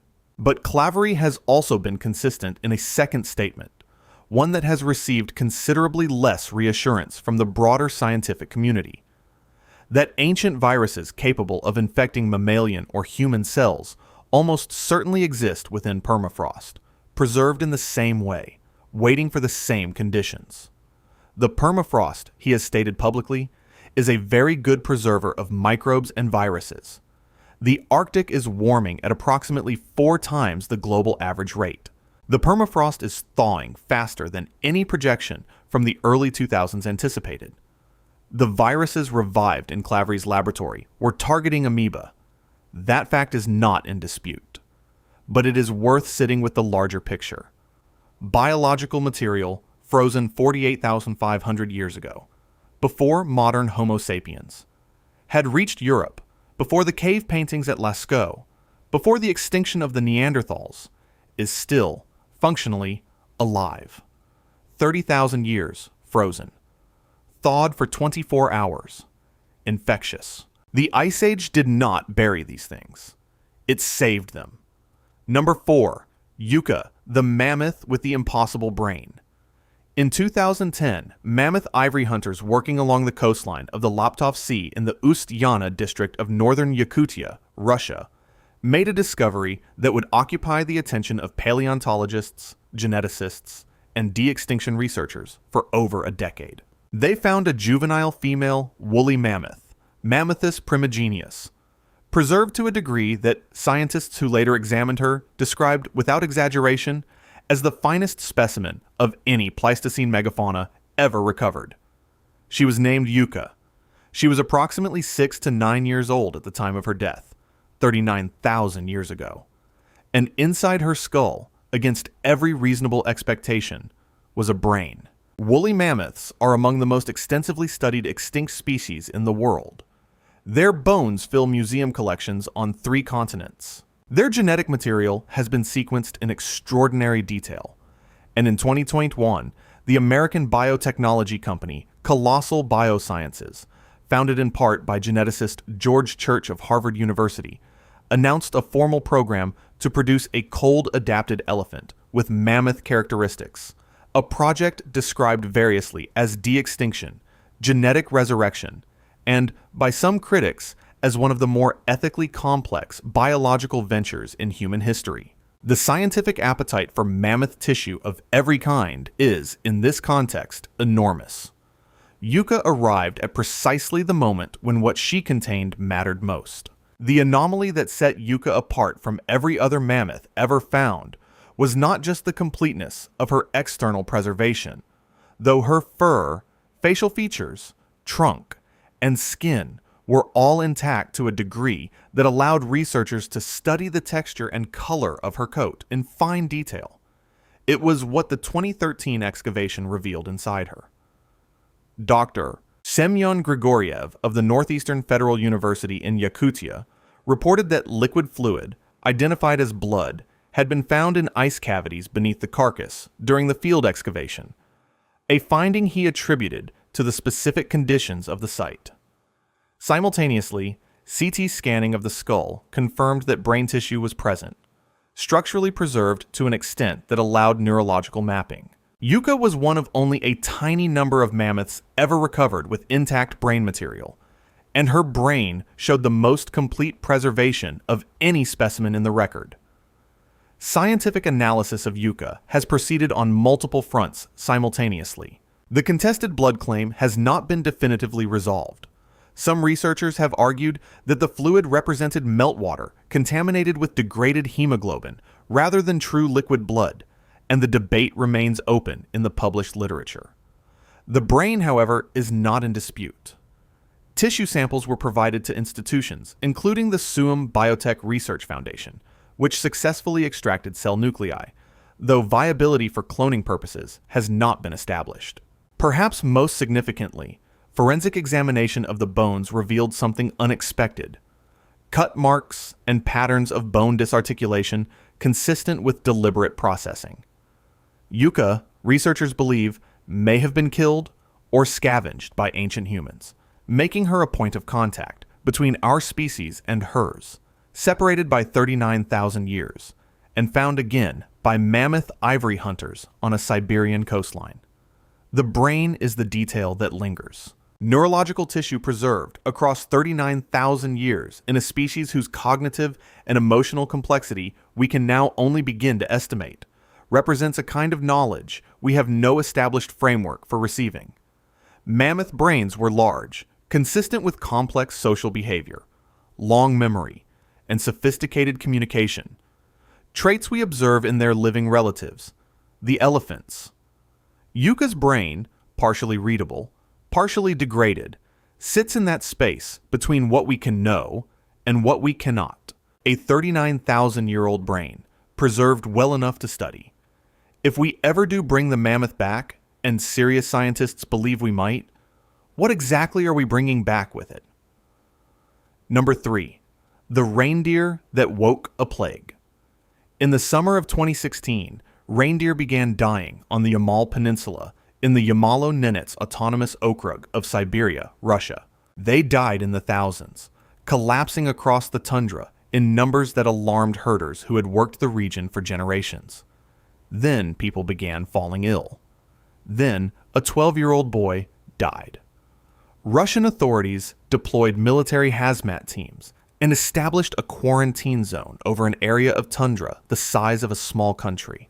When the cause was identified, it was not a new pathogen, not an unknown microbe, not something that had evolved in response to changing conditions. It was anthrax. Bacillus anthracis, a disease that scientists believed had been locked away from the living world for 3/4 of a century. They had been wrong about the lock. Anthrax has been known to human medicine since antiquity, and its biology is well understood. Bacillus anthracis is a rod-shaped bacterium that forms spores under conditions of environmental stress, and those spores are among the most durable biological structures in nature. They can survive in soil for decades.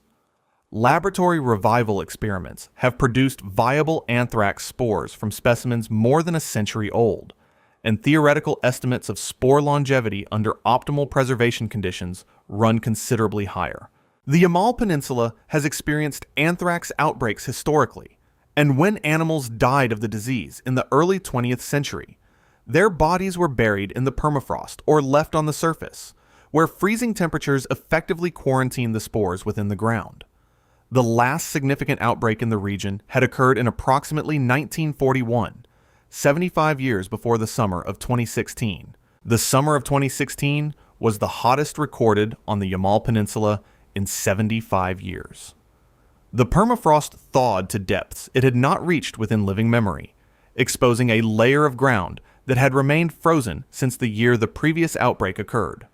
A reindeer carcass from that earlier epidemic, preserved in the permafrost along with the anthrax spores it contained, thawed.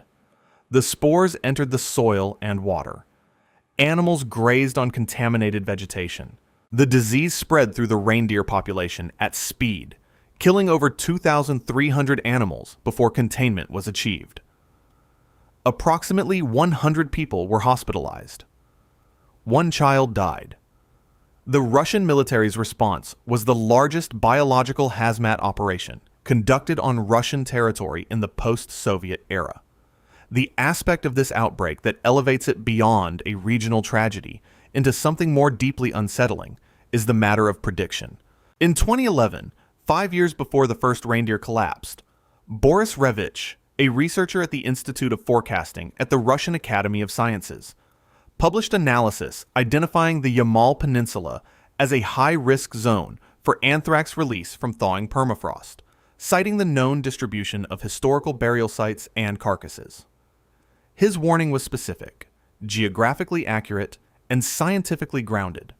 It was not acted upon at a policy level sufficient to prevent what happened.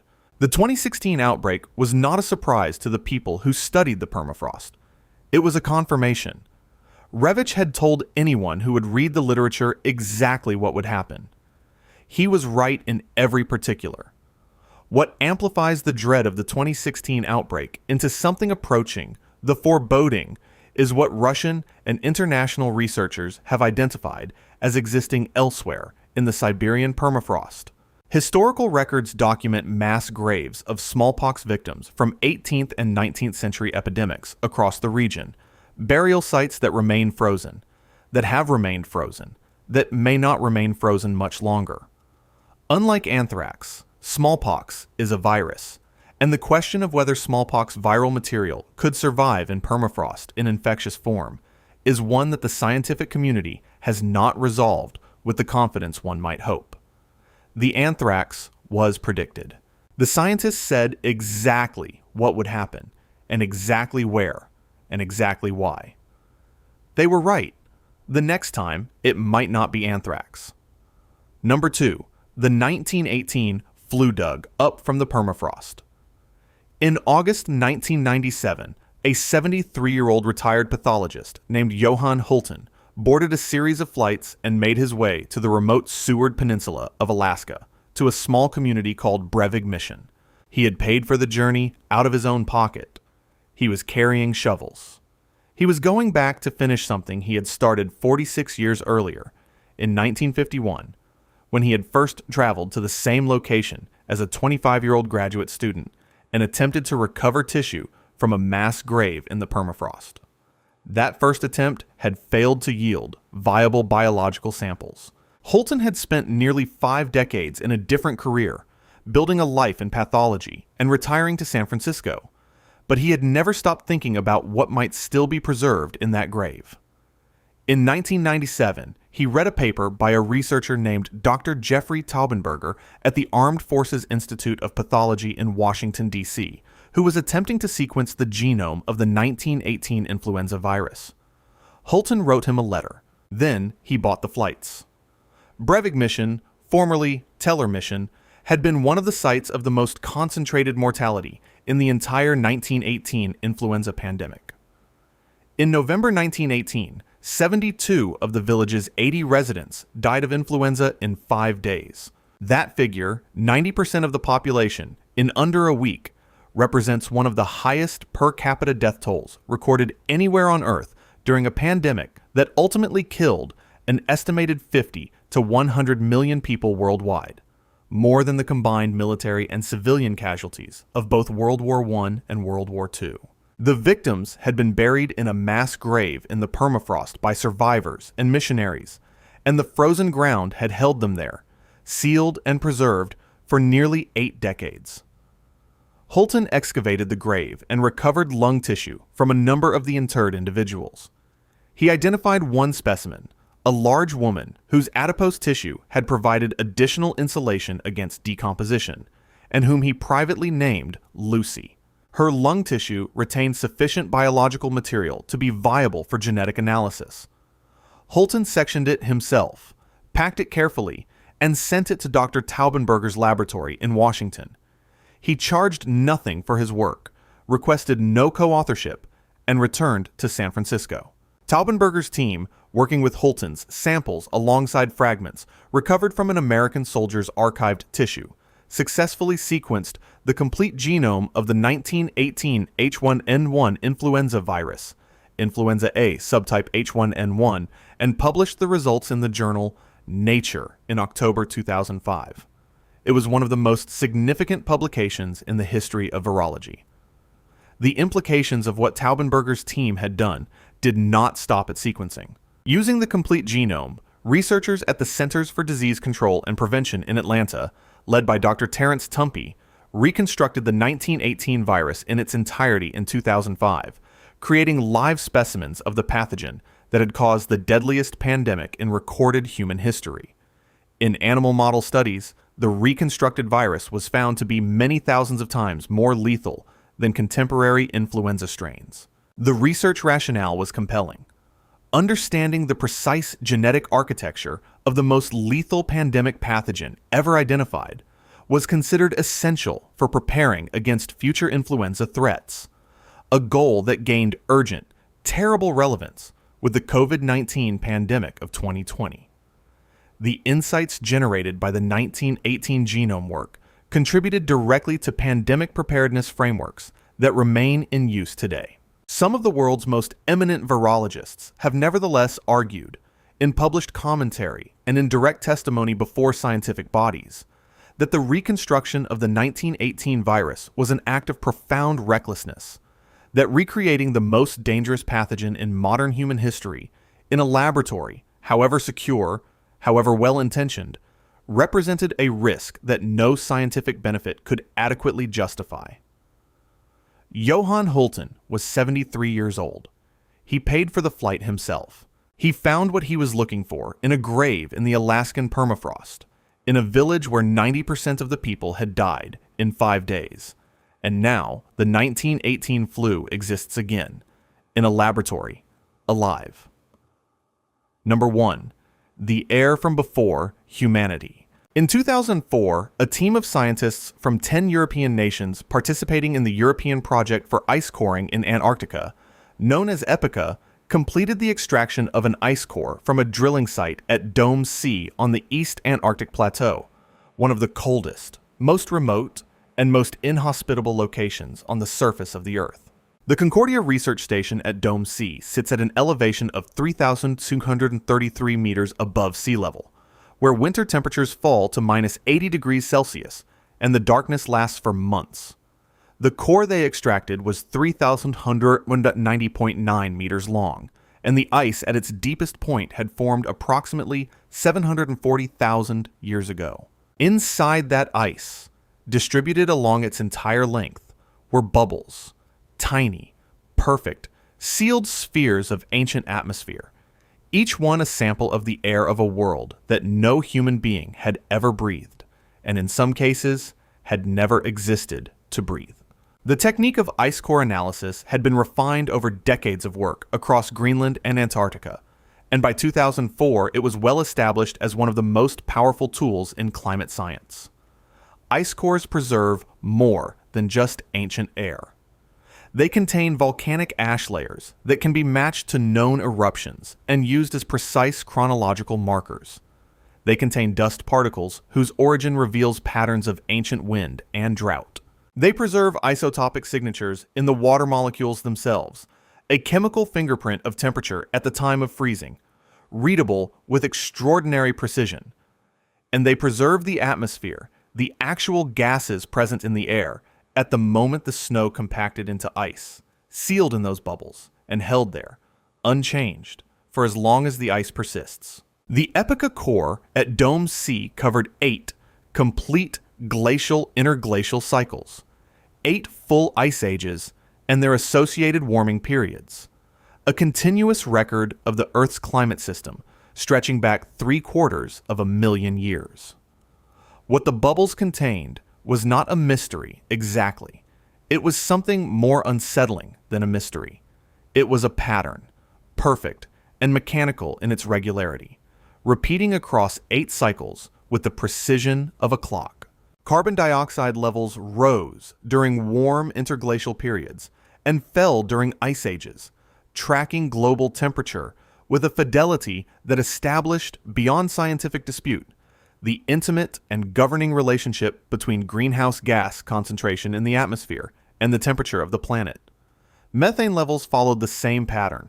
The correlation was not ambiguous, and it was not a matter of interpretation.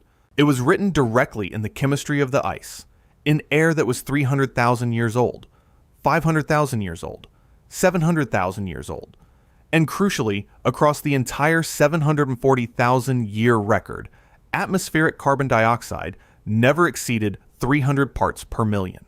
Not once. Not in any of the 8 warm periods. Not at any point in the 740,000 years that the core covered. The highest it ever reached, at the warmest moments of previous interglacials, was approximately 300 parts per million. The scientific analysis of the Epica core was published in Nature on June 10, 2004, and the data it contained was immediately recognized as among the most important measurements ever made in Earth science. The findings have been replicated by subsequent cores drilled by international teams across Antarctica, including an extended core from the same Dome C site that pushed the record toward 800,000 years, and the ongoing Beyond Epica project, which is currently targeting ice that may be 1.5 million years old and could capture the mid-Pleistocene transition, a mysterious period in Earth's history when the cycle of ice ages shifted from a 41,000-year rhythm to a 100,000-year rhythm for reasons that remain, despite decades of study, genuinely and profoundly unexplained. The CO2 record from these cores has been cross-validated against independent proxy measures from ocean sediment cores, from coral records, from cave formations, from tree rings. The pattern is consistent across every independent line of evidence. And the pattern says something very specific about the present moment. Current atmospheric carbon dioxide levels, as measured by the National Oceanic and Atmospheric Administration at the Mauna Loa Observatory in Hawaii and confirmed by stations across the globe, stand at approximately 424 parts per million. That number is higher than at any point in the 800,000-year ice core record. It is higher than at any point in the 3 million-year record estimated from ocean sediments. Scientists who have spent their careers drilling ice in the Antarctic darkness and reading the chemistry of ancient air have described the crossing of the 400 parts per million threshold in terms that are not rhetorical. They are precise. The ice tells us what happens to this planet's temperature when carbon dioxide rises. It has told us 8 times across 800,000 years with the same answer every time. The team drilled down 3,190 meters into the oldest ice on Earth, and inside it they found bubbles of air that had been sealed there before our species existed, before the cave paintings, before the first tools, before the first fire. Inside those bubbles was a record of everything this planet's climate has ever done, and a warning about everything it is about to do. We had just never known to look for it there. If you want to see more videos like this, click the video on screen now and make sure to subscribe. Time to travel back in time. Number 10. The Roman dodecahedra.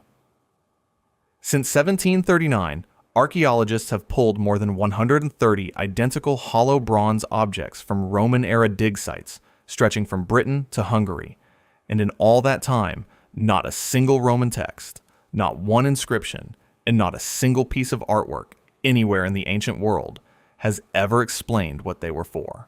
The first documented example surfaced near Asberg, Germany, and what made it immediately puzzling was not its craftsmanship, which was excellent, but its absolute anonymity in the historical record. The Romans documented everything. They wrote about their roads, their plumbing, their military formations, their recipes, their laws, their gods, and their gardening techniques.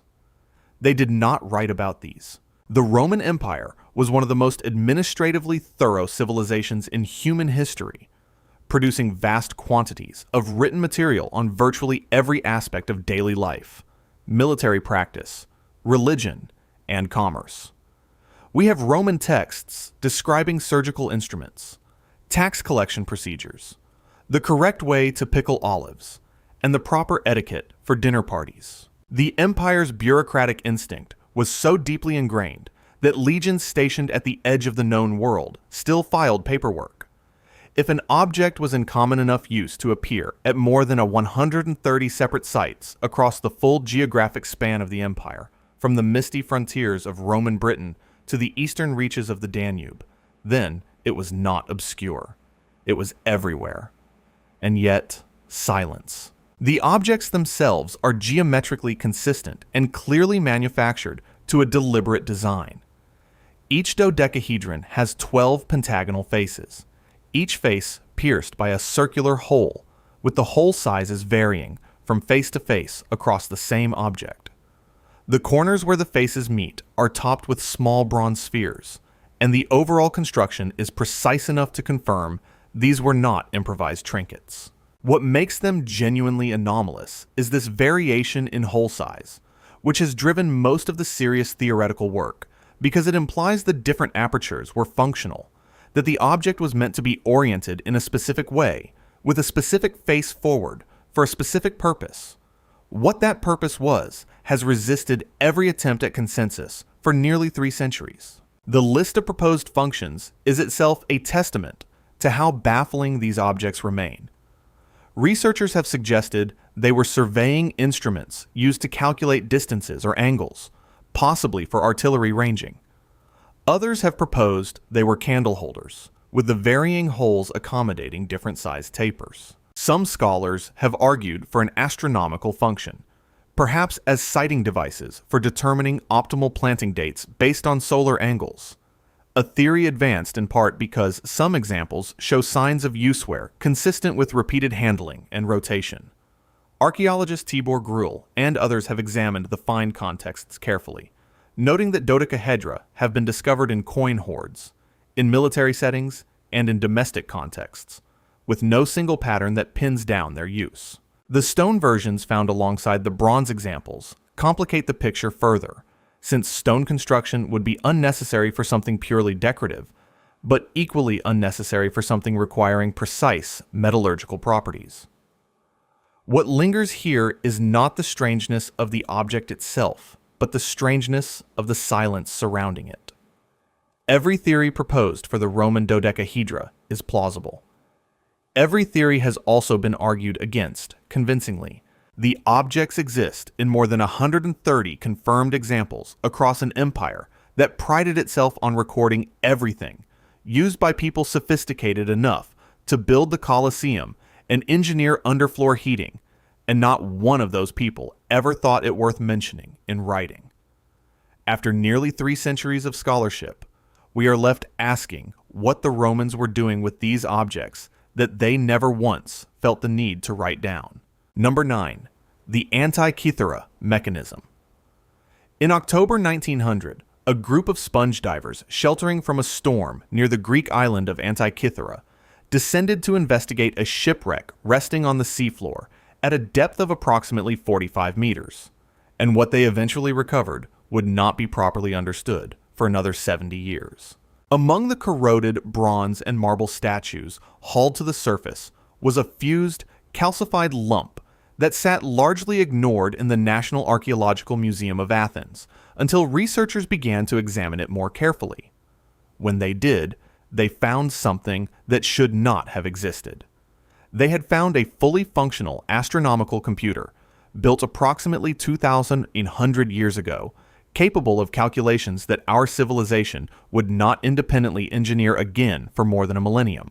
The ship itself has been dated to approximately 70 to 60 BC, based on numismatic and ceramic evidence recovered alongside the cargo, placing the mechanism firmly within the late Hellenistic period.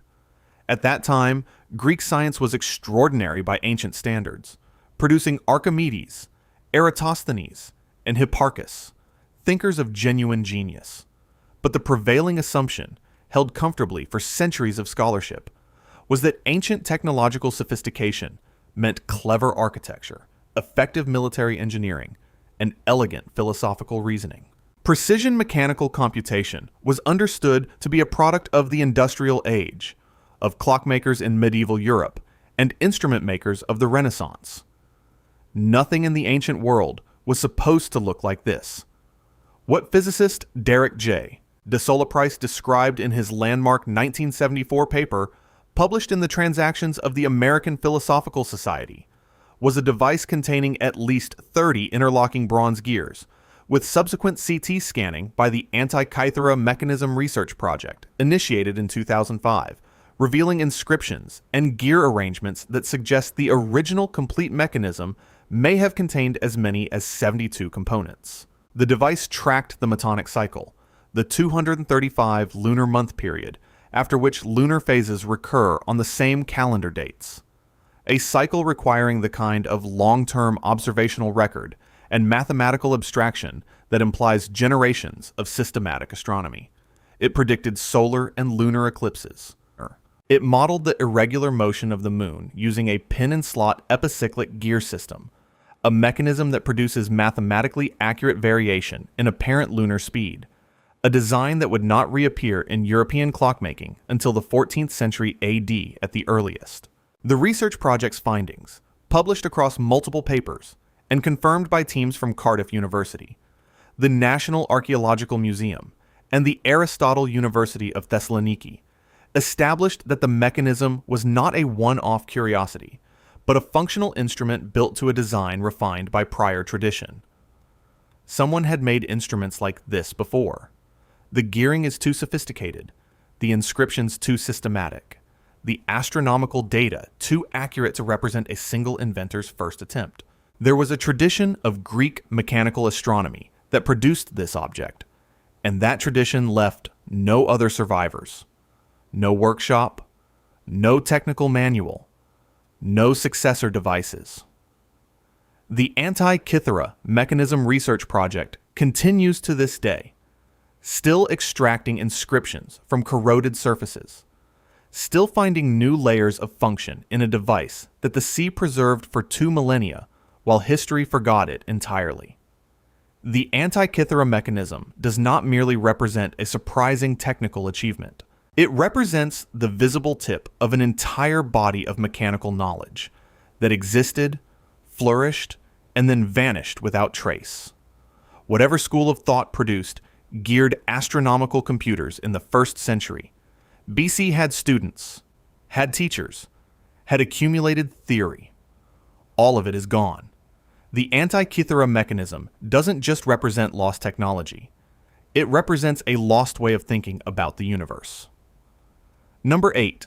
Göbekli Tepe. In 1994, German archaeologist Klaus Schmidt was surveying a limestone hilltop in the Şanlıurfa province of southeastern Turkey at coordinates 37 30 and 3 n 38 sites of 21 e when he knelt down and picked up a piece of flint that changed the timeline of human civilization. The site was known locally and had been briefly noted by American archaeologists in the 1960s, who dismissed it as a medieval cemetery. Schmidt recognized it for what it actually was, and what it actually was would force scholars across multiple disciplines to reconsider a foundational assumption they had held for generations, namely that complex organized religion and monumental architecture were products of settled agricultural society. Göbekli Tepe demolished that assumption completely. Before Schmidt's excavations began producing radiocarbon dates, the accepted model of early human civilization ran roughly as follows. Nomadic hunter-gatherers developed agriculture around 10,000 BC, settled agricultural communities, created food surpluses. Surpluses enabled specialization of labor. specialization produced priests and architects and administrators, and that social complexity eventually generated the organizational capacity to build temples and monuments. The sequence seemed logical, almost inevitable. Agriculture first, civilization second. Göbekli Tepe reversed the sequence entirely, and in doing so raised a question that archaeologists have been wrestling with ever since. If hunter-gatherers built this, what exactly do we mean when we say that civilization requires agriculture?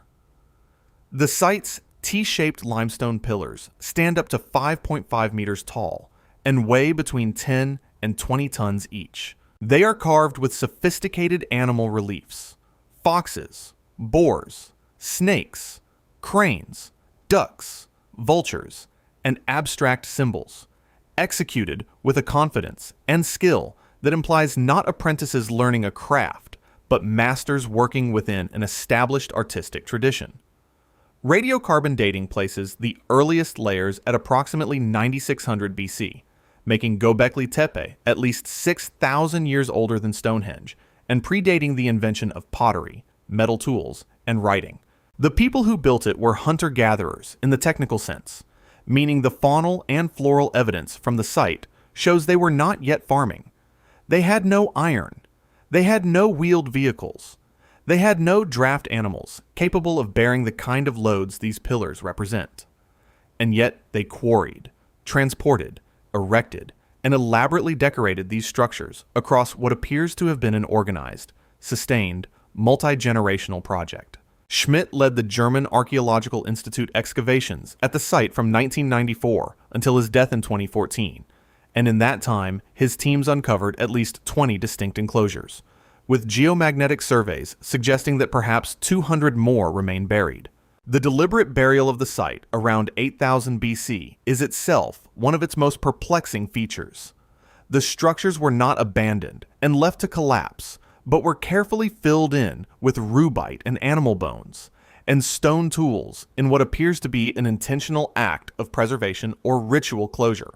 That decision, made 10,000 years ago by people without writing, without metal, without agriculture, inadvertently preserved the site in extraordinary condition for modern researchers. It is as though they knew something worth saving.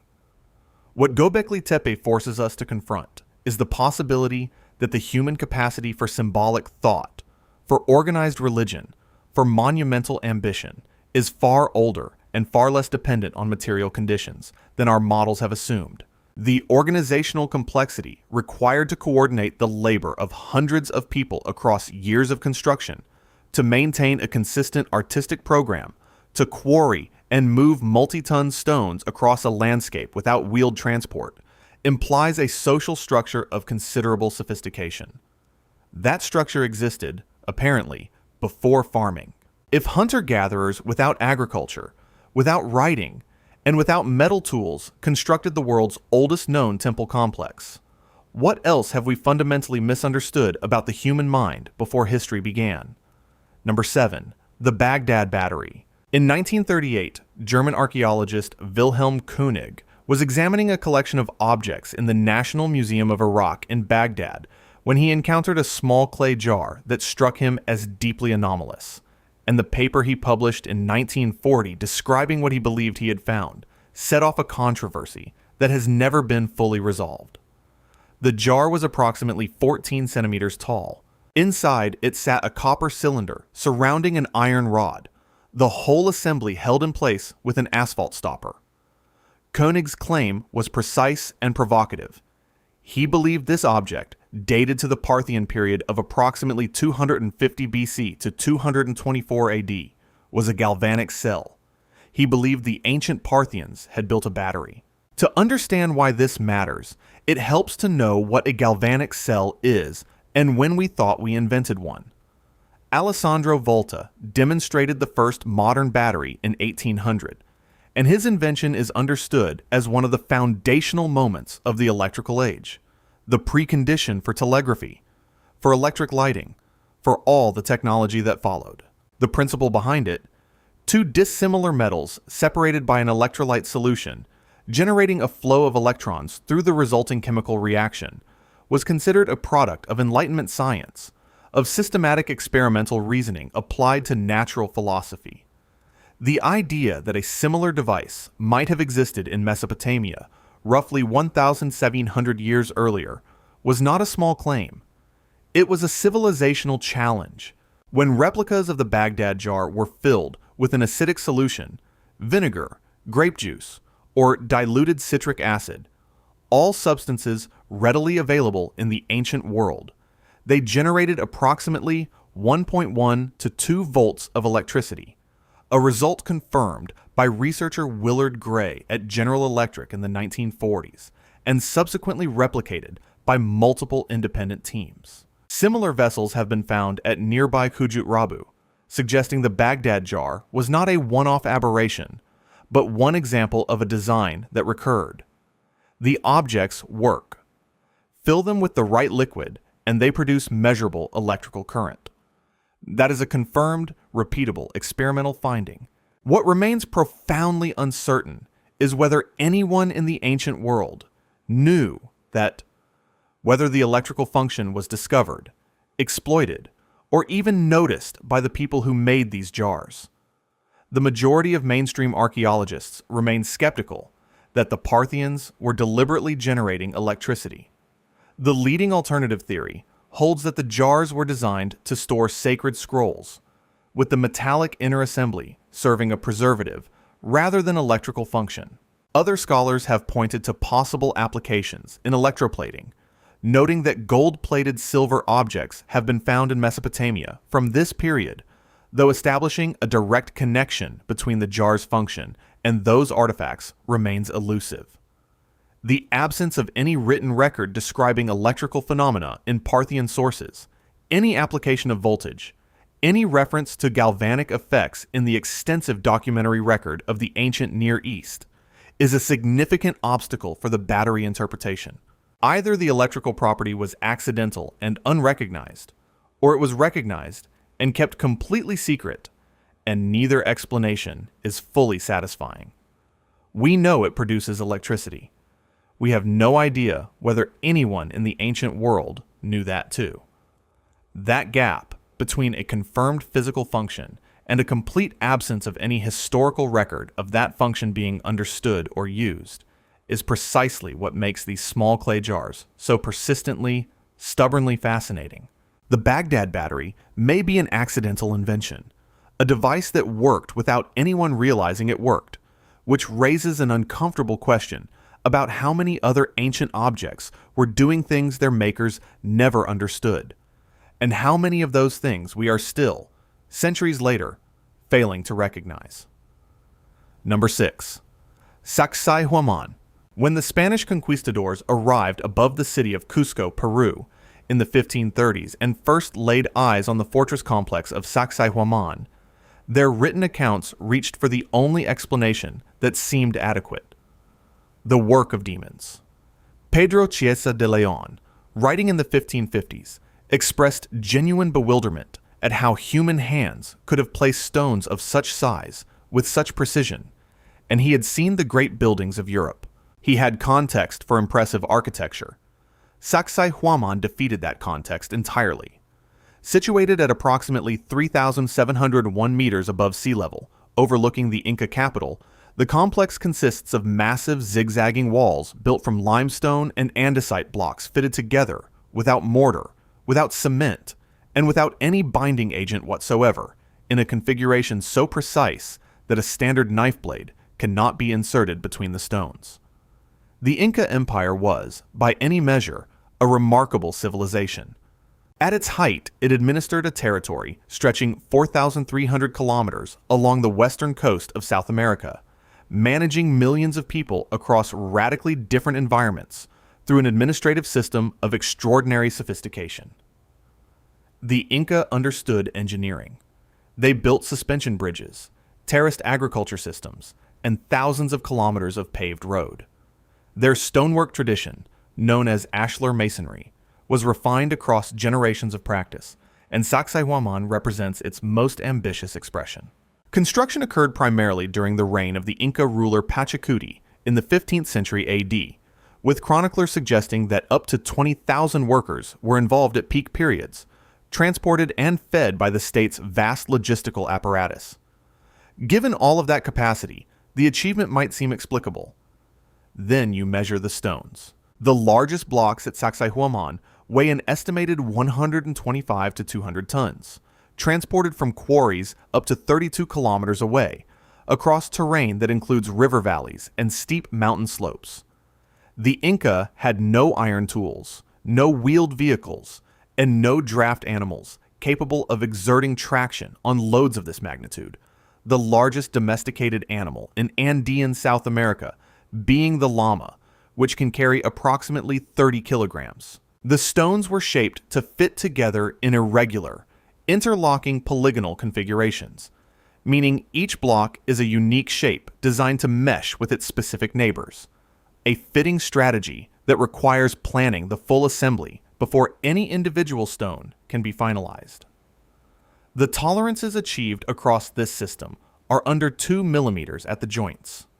Consistently, across walls containing hundreds of multi-ton blocks, modern engineers and experimental archaeologists have made serious attempts to understand and reproduce Inca drystone fitting at scale using period-appropriate tools, stone hammers, bronze implements, ramps, sledges, and large organized workforces. The results have been instructive and humbling. Moving large stones using pre-industrial methods is achievable, as evidenced by successful experiments documented by researchers including Jean-Pierre Protzin of the University of California, Berkeley, whose detailed studies of Inca quarrying and stoneworking techniques were published through the 1980s and 1990s. What has proved significantly harder to reproduce is the fitting precision itself. Getting multi-ton polygonal stones to mesh together with sub-millimeter tolerances, using bronze and stone tools under field conditions, to the standard consistently achieved at Sacsayhuaman has not been reliably replicated. The stones can be moved. The joints cannot be matched. What makes Sacsayhuaman genuinely unsettling is not the scale of the achievement, impressive as that is, but the measurable gap between what the Inca produced and what modern attempts to replicate it have achieved under the same constraints. This is not a gap attributable to lost machinery or missing industrial equipment. The Inca did not have machinery. Whatever they knew, it was a knowledge of technique, of method, of practice that was refined to a point we have not recovered. When modern engineers with full knowledge of physics and materials science cannot match the precision of 15th century Andean stonemasons working without metal tools, what exactly does that tell us about what we think we know? Number 5. The Nazca Lines. The Nazca Lines of southern Peru were created over a period stretching from roughly 500 BC to 500 AD across approximately 450 square kilometers of the Nazca Desert in the Ica region. And for the entirety of that 1,000-year creative span, not a single human being alive could see what was being made. The figures, some of them hundreds of meters across, a hummingbird measuring 285 meters in length, a pelican spanning 180 meters, a spider drawn in a single continuous line, 93 meters wide, are only comprehensible from the air. The people who created them lived and worked and died at ground level. The images they spent centuries constructing were, by any physical reckoning, invisible to them. That fact alone places the Nazca Lines in a category of human behavior that our standard frameworks for understanding motivation and purpose do not easily accommodate. The lines were created by removing the reddish-brown, iron oxide-coated surface stones of the desert, revealing the pale yellow-gray ground beneath, a technique requiring no extraordinary technology, but extraordinary persistence and extraordinary coordination. Toribio Mejia Chespe, a Peruvian archaeologist, was the first to formally document them from the air in 1927, having spotted the geoglyphs during a flight over the region. German mathematician and astronomer Maria Reiche dedicated the bulk of her professional life to studying and preserving the lines from the 1940s until her death in 1998, producing detailed surveys and championing an astronomical interpretation that held the lines functioned as a giant calendar, aligning with solar and stellar rising and setting points. Her work brought international attention to a site that the scientific community had previously treated as a curiosity rather than a serious research subject. What makes the lines scientifically extraordinary beyond their sheer scale is the precision with which they were executed. Individual lines maintain consistent width and extraordinary straightness over distances of up to 48 kilometers across terrain that is not flat, requiring the Nazca people to compensate for rises and dips in the landscape to preserve the line's integrity as seen from above. The geometric figures, the trapezoids and rectangles that intersperse the animal and plant forms, show consistent angular relationships that imply systematic measurement and planning. All of this was achieved without aerial surveillance, without the ability to check the overall design from the perspective at which it makes sense, using wooden stakes, string, and basic surveying geometry, the evidence for which has been found at the site. Since Reich's astronomical calendar theory, the Nazca lines have attracted serious research from multiple directions. Anthropologist Johann Reinhard proposed a water cult interpretation in the 1980s, arguing the lines point toward water sources and mountain deities in a landscape where water is critically scarce, a theory supported by the concentration of certain figures near ancient water sources. Archaeologist David Johnson's hydrological research, published in the late 1990s, found correlations between the lines and underground aquifer systems, suggesting the geoglyphs may have mapped subsurface water. More recent work by teams, including researchers from the Yamagata University project, which has used drone technology and AI pattern recognition to identify more than 300 previously unknown figures as recently as 2022, continues to expand our understanding of the site's complexity. None of these theories, individually or together, has achieved consensus. Each explains some features of the Nazca lines and leaves others unexplained. What none of our theories fully accounts for is the compulsion. The lines were made over 1,000 years by multiple generations of people who could not see the result of their work at the scale that makes it meaningful. They made the hummingbird. They made the spider. They maintained the straight lines across 48 kilometers of irregular desert. They spent centuries building images they would never see. Whatever drove them to do that, it was not a motivation we have a good name for. Number 4, Damascus steel.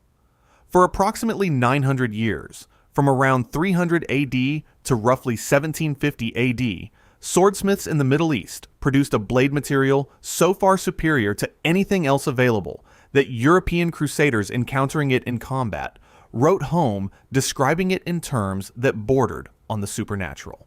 The blades were extraordinary by any practical measure.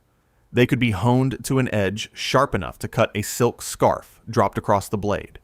They maintained that edge under combat conditions that would blunt or chip inferior steel. And they possessed a toughness that resisted shattering under impact. They bore a distinctive surface pattern of flowing, watered silk lines that no European smith could reproduce. Then, around 1750, the knowledge of how to make them simply ceased to exist. Not faded, not declined, ceased. The last true Damascus blades were made in the mid-18th century. The last master smiths died, and the tradition ended so completely that for the next 2 centuries, metallurgists could analyze Damascus steel but could not explain it. Damascus blades were forged from Wootz steel, a high-carbon steel produced in India through a crucible process that created a material with a carbon content between 1% and 2%, significantly higher than standard steel, giving it both hardness and, paradoxically, flexibility. The Wootz ingots were traded from southern India to smiths in the Syrian city of Damascus and throughout the wider Islamic world, who worked them using closely guarded techniques involving specific temperature sequences, cooling rates, and flux treatments that were passed through apprenticeship rather than written documentation. The trade was lucrative and the knowledge was proprietary. When the specific ore sources in India that produced the correct trace element composition particularly tungsten and vanadium, at precisely the right concentrations, were disrupted through a combination of trade route changes and political upheaval in the mid-18th century. The raw material for Damascus steel became unavailable. Without the right ore, the techniques alone could not reproduce the result, and without the result to study, the techniques were eventually lost along with the ore. In 2006, Professor Peter Pofler of Dresden University of Technology and his colleagues published a paper in the journal Nature that transformed the scientific understanding of Damascus steel. Using electron microscopy to examine fragments of genuine historic blades, Pofler's team found carbon nanotubes within the blade's microstructure, alongside cementite nanowires arranged in the banded patterns visible as the characteristic surface pattern. Carbon nanotubes, cylindrical structures of rolled graphene with extraordinary mechanical properties, were not formally described or characterized by science until Sumio Ijima's landmark 1991 paper in Nature. Damascus smiths were producing them consistently, repeatedly, across centuries of manufacture, without any concept of what a carbon nanotube was, without any knowledge of crystallographic structure, without any theoretical framework for the nanoscale processes their techniques were producing. The process worked. The explanation for why it worked died with the last practitioners. Metallurgists J.D. Verhoeven of Iowa State University and bladesmith Alfred Pendray spent years attempting to reverse engineer Damascus steel, publishing their most significant results in 1998 in the Journal of Metals.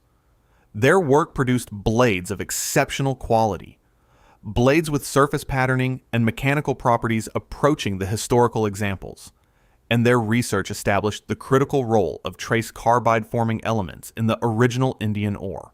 But even their most successful replications could not fully reproduce the nanotube microstructure found in the original blades. They could get close. They could not get there. The process required the right ore, the right technique, and apparently something in the interaction between those two factors that has not been fully characterized, even by modern materials, science operating with electron microscopes and X-ray crystallography. What the story of Damascus steel reveals is something that should genuinely unsettle our confidence in the relationship between knowledge and capability. Medieval smiths produced a material containing structures that our science did not identify, name, or theoretically understand until 1991, and they produced it not once as a lucky accident, but reliably, across 4 centuries of manufacture, through a process so refined that it consistently organized matter at the nanoscale. How many other materials did ancient craftsmen perfect through pure empirical trial and error? Materials whose molecular secrets are still more sophisticated than anything we have consciously engineered. And how many of those secrets did we lose before we even knew what questions to ask? Number 3. The Great Pyramid of Giza. In 1925, J.H. Cole of the Egyptian Survey conducted the most precise measurement of the Great Pyramid's base yet achieved, and his findings were quietly astonishing. The 4 sides of the pyramid's base, each approximately 230 meters long, deviate from a perfectly level horizontal plane by an average of just 2.1 centimeters. That is an error margin of less than 1/100% across a structure covering 53,000 square meters of the Giza Plateau, built approximately 4,500 years ago by a civilization whose most precise measuring instrument was a graduated rod. Cole's survey was later confirmed by modern laser measurements. The number did not change. The pyramid is, by any objective engineering standard, staggeringly precise, and that precision raises questions that no scholarly consensus has yet answered to universal satisfaction. The Great Pyramid was constructed during the reign of Pharaoh Khufu of the 4th dynasty, around 2560 BC, and it was the tallest structure on Earth for approximately 3,800 years, a record that speaks to both its ambition and its durability. Egyptologist Mark Lehner's ongoing Giza mapping project, one of the most comprehensive archaeological investigations of the plateau ever undertaken, has revised earlier estimates of the workforce substantially upward from the slave labor narratives of popular imagination toward a picture of a skilled, organized, well-fed labor force of approximately 20,000 to 30,000 workers, housed in purpose-built workers' villages whose remains Lehner's team excavated beginning in the 1990s. The logistical operation required to feed, house, and deploy a workforce of that scale across an estimated 20-year construction period implies a degree of administrative sophistication that the Fourth Dynasty clearly possessed. What remains far less clear is the engineering methodology itself. The anomalies compound when you look at specific measurements. The pyramid's orientation to true north achieves an accuracy of within 0.05 degrees, a precision that exceeds that of many structures built thousands of years later, including the original Greenwich Observatory building, completed in 1675 AD, and accomplished without magnetic compasses, which were not available in ancient Egypt. The 2.3 million stone blocks used in its construction, averaging 2.5 to 15 tons each, include granite ceiling beams in the king's chamber, weighing up to 80 tons, transported from quarries at Aswan, approximately 800 kilometers to the south, and fitted into position in a subterranean chamber with the same standard of precision evident throughout the structure. The internal temperature of the pyramid remains a constant 20 degrees Celsius regardless of external conditions, a feature consistent with the building's remarkable thermal mass, but also precise enough to function as a controlled environment without any active regulation. The honest assessment of current Egyptological knowledge is that we understand the what of the Great Pyramid considerably better than we understand the how. Lehner, Robert Bauval, Kate Spence of Cambridge University, who proposed in a 2000 paper in Nature that the builders used a pair of circumpolar stars to establish true north with extraordinary accuracy, and many others have contributed pieces of the methodological puzzle. Spence's stellar alignment theory explains the north orientation. Experimental archaeology has demonstrated feasible ramp systems for moving large blocks, but no complete, universally accepted, experimentally verified account of how the pyramid was built from quarry to capstone has been established. The building exists. The method does not, at least not in any form that a Bronze Age engineer left behind for us to find. We have sent probes to the edge of the solar system. We have mapped the human genome. We have split atoms and sequenced proteins and modeled the evolution of galaxies. And we still cannot say with certainty how a Bronze Age civilization moved 80-ton blocks of granite 800 kilometers and placed them with a precision that embarrasses our own buildings. Number 2. Greek fire. In the early 670s AD, the Byzantine Empire was facing what many contemporaries believed to be an existential threat: a massive Arab naval fleet laying siege to Constantinople, the greatest fortified city in the world, capital of the Eastern Roman Empire, guardian of Christianity's most sacred holdings. The Byzantine military was formidable, but the Arab navy was larger and more aggressive, and the siege was entering a phase that threatened to end in catastrophe. Then, the Byzantines deployed a weapon that the Arab sailors had never encountered, a weapon that their accounts described with a terror that reads as completely genuine across the distance of 13 centuries, and the course of the siege changed. The weapon burned on water. It burned when doused with water. It reportedly continued burning even when submerged beneath the surface of the harbor. The Byzantine Empire called it their secret. History would call it Greek fire, and its complete formula has been lost for over 1,300 years. The development of Greek fire is attributed to Kallinikos, an architect and engineer from Heliopolis, most likely the city now known as Baalbek in modern Lebanon, rather than the Egyptian city of the same name, who reportedly brought the formula to Constantinople sometime before its first recorded military deployment. The weapon proved decisive in the Arab sieges of Constantinople of 674 to 678 AD, and again in the siege of 717 to 718 AD, episodes that Byzantine historians and later scholars have argued were pivotal in preventing the Islamic expansion from overrunning southeastern Europe. Emperor Constantine IV deployed it from bronze siphons mounted on Byzantine warships, essentially pressurized flamethrowers that projected streams of burning liquid onto enemy vessels, and the psychological effect on Arab sailors who watched their ships continue burning as they threw water on the flames was reportedly devastating. The formula was classified at the highest level of Byzantine state secrecy, reportedly known only to the emperor and the Kallinikos family, and guarded with a ferocity that makes it the ancient world's most successful act of deliberate information suppression. What makes Greek fire genuinely anomalous, rather than simply a lost recipe, is the specific properties that contemporary eyewitnesses consistently described: burning on the surface of water, being unextinguishable by water, and in some accounts, reigniting after submersion. These are not the properties of any simple incendiary, wood burns, oil burns, but burning on water and resisting water's extinguishing effect requires either a substance that reacts chemically with water to generate more heat, like quicklime or calcium phosphide, or a material of such extreme hydrophobicity and combustion intensity that water cannot displace enough heat to interrupt the reaction. No single candidate material in the ancient chemical inventory fully explains all the recorded properties simultaneously.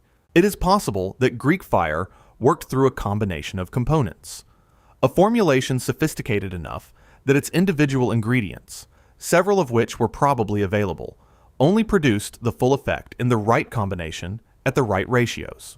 Historian John Halden of Princeton University, one of the leading academic authorities on Byzantine military technology, has written extensively on Greek fire, and chemist John Partington's historical analysis of incendiary materials remains a foundational text in the field.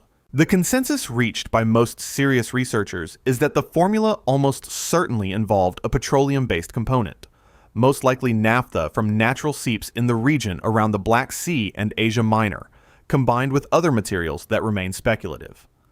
Quicklime has been proposed for the water-reactive ignition property, pine resin and pitch for adhesion and sustained burning, calcium phosphide for spontaneous ignition on contact with water. Each of these components was available in the Byzantine world. None of their known combinations, however, reproduces the full property profile that contemporaries described, a failure confirmed by researchers who have tested multiple reconstructions under controlled conditions. Somewhere between the fall of Constantinople in 1453 and the present day, humanity deliberately lost the most devastating incendiary weapon the ancient world ever produced. It was not forgotten through neglect or cultural disruption. It was hidden, protected, sequestered behind layers of state secrecy so effective that the knowledge appears to have died with its last custodians, exactly as its designers intended. That fact, that a civilization consciously and successfully suppressed a technology so completely that it cannot be recovered, even with modern analytical chemistry at our disposal, tells us something deeply unsettling about both how powerful the knowledge was and how clearly its guardians understood the consequences of letting it escape. Number 1. The acoustic engineering of ancient sacred spaces. In 1983, researcher Paul Devereaux began a systematic investigation into something that archaeologists had largely ignored because it fell outside the traditional boundaries of material culture analysis: the sound of ancient monuments. Working initially within the Dragon Project, a long-term investigation of anomalous phenomena at prehistoric sites across Britain and Ireland, Devereaux and his collaborators began measuring the acoustic properties of Neolithic chambered tombs, stone circles, and underground sanctuaries, recording what happened when sound was introduced into spaces built 4,000 to 6,000 years ago. What they found, and what subsequent researchers at institutions ranging from Princeton University to the University of Huddersfield would spend the following 4 decades documenting, measuring, and attempting to explain, was profoundly, uncomfortably strange. The builders of these structures had not simply erected stone chambers.